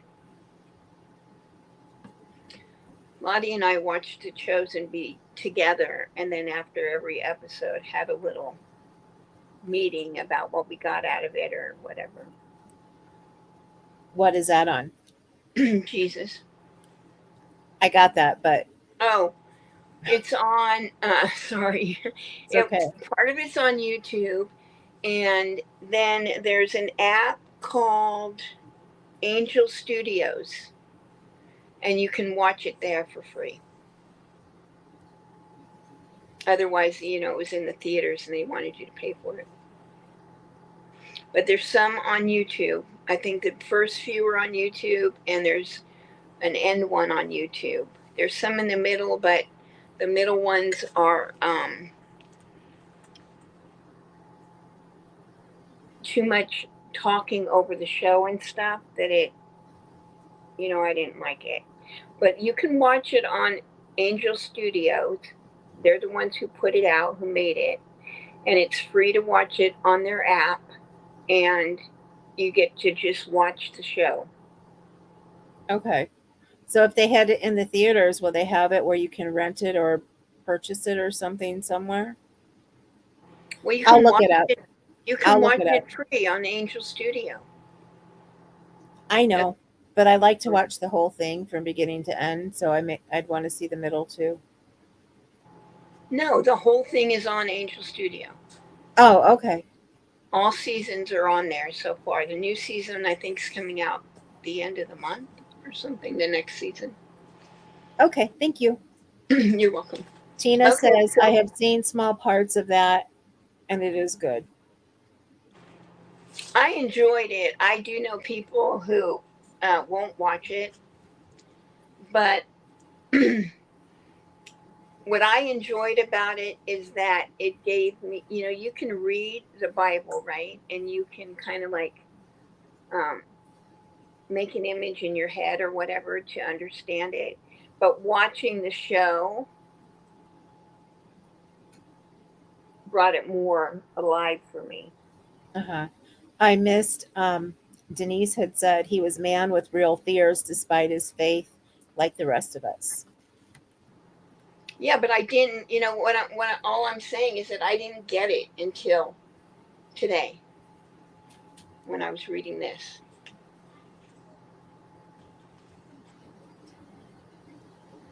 Okay, so what else? Was there something you wanted to say, AJ? No. No?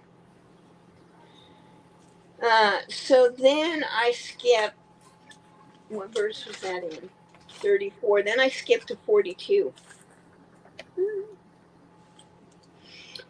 where he says, oh, because that's where he's going back and forth with them. Then they're sleeping, and then he goes and prays, and he goes back, you know, and then he goes back after I think like 3 times and says, rise, let us go. Here comes my betrayer. And then, of course, Judas comes and Jesus is arrested.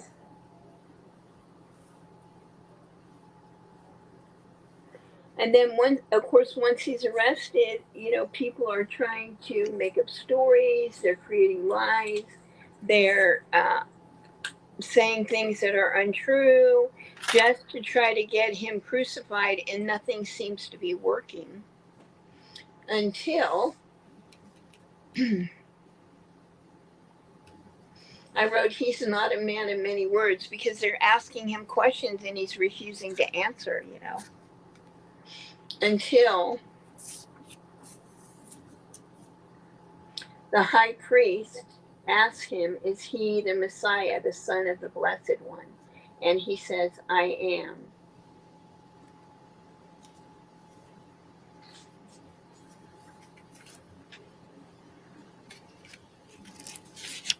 And that gave them what they were looking for, so that they could go ahead and crucify him.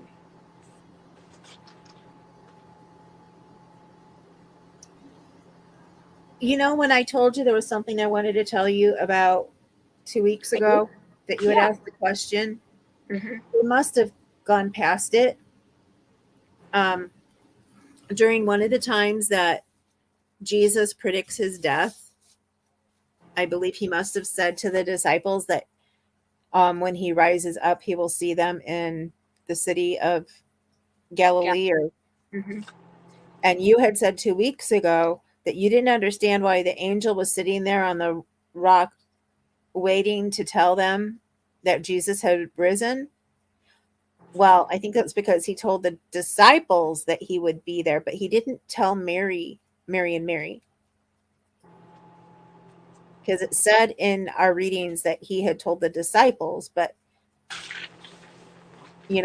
I know that they followed a lot, but that maybe he had told them, but they had not heard, Yeah. because he always seemed to take the disciples aside when he would predict his death. So I would assume that he would take them aside from the women. So I just wanted to say that because you were like Mm. you really couldn't understand why the angel would be like waiting to tell them unless it was just to remind them. I just think he never told them. That could He be. just told the disciples. They were When I read privy that, to I a was lot of like, information. aha. Yeah.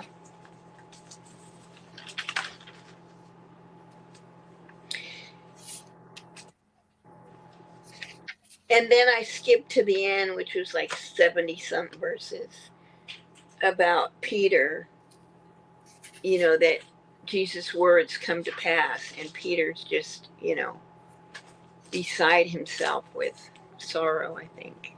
Hmm. I felt kind of bad for him. I did too, because it's almost like he went through that in a haze. I had written, where did I write it? I got past. I put, was Peter not aware he was denying Jesus, or was he too out of it in a haze? Because it almost seems as though they were put to sleep, like they were so tired. And was he just going through and responding to her, no, that was not me, because, you know, that's what, he was told that he would deny him. So he was just in a haze as he was denying him. And then he was like, oh my goodness. When he heard the rooster crow, like he came out of it and was like, because in my mind, I was also, this was something else I discussed with my husband, was of course he had to deny him. And of course the disciples had to be that way because they needed to be alive to spread his word. Because had he said, yes, I was with him, they would have taken him and hung him too. You're right. I think that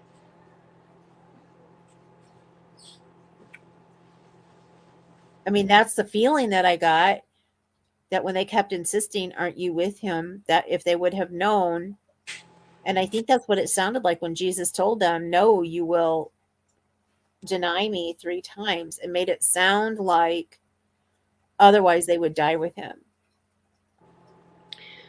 but if you think about it from a human perspective, your heart is in the right place, right? You have faith. He's seen it all. He's been there. Hmm.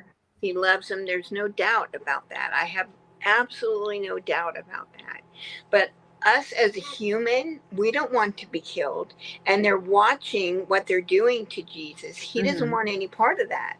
And I think that at that point, the human part kind of overrides the Yeah, I heart can see part it both ways. because he doesn't have the Holy Spirit, right? He doesn't have the Holy Spirit yet. Right. So Hi, Russell. Welcome in. I think it was just fear, the Sorry, fear. it's raining yarn, is Russell. Hi, Russell. Nice to meet you. Welcome in. I don't know. For some reason, it hit me like that when you talked about it 2 weeks ago, I was all there with it's the human reaction. It's probably the reaction I would hate to say it. Although I don't know. I mean, I know like if something were to happen to my daughter, if somebody were to try to shoot my daughter, I would run right in front of that bullet. If somebody would try to do with my husband, I just know that's how I am. Especially with Emily. If anybody tried to harm her in any way, I would try to get in between her and that harm. I mean, I've had dreams about it. Yeah. So I don't question it. I would think I would want if I was, I don't know, maybe his mother Mary would. I mean, even if you think about it, even Jesus, the night before, was asking God, please, if you can Please. take this cup from me. Even him, Even though knowing it's your the will, plan, even if you right? could. Even knowing the plan, he was asking, please don't make me go through with this. So why would somebody like Peter Right. be Wanted to willing, be you died the know, same way that Jesus is. right, right. So I still think it's the human thing, but we can agree Yeah. to disagree. Well, like I said, I can see it both ways. Yeah. It was just a question that just came to my head. So doesn't mean it's what I believe. It's just something that hit me in the head. Yeah. Okay, so let's go to our devotional for tonight in closing so we can get off of here because I don't know what time it is, but I know it's late. It's 11:23 here. So that means it's 8:23 here. Okay, so our verse comes from John 13:15. I have set you an example that you should do as I have done for you. Jesus gave an example of how to live a life that honors God. His own life is that model. His example is honoring God, caring for others, and offering humble service. What's even more amazing is that he made the statement here right after he washed his disciples' feet. That was a humbling job to do for others. In fact, it was a job normally done by a servant. By doing so, Jesus showed his followers how to serve others in humility.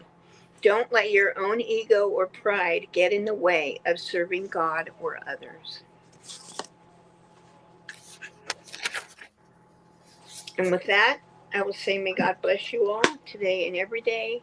Have a wonderful week. Thank you, AJ, for joining me, and everyone for joining me. I appreciate it more than you will ever know. And I will talk to you next time. Bye, everybody. Bye.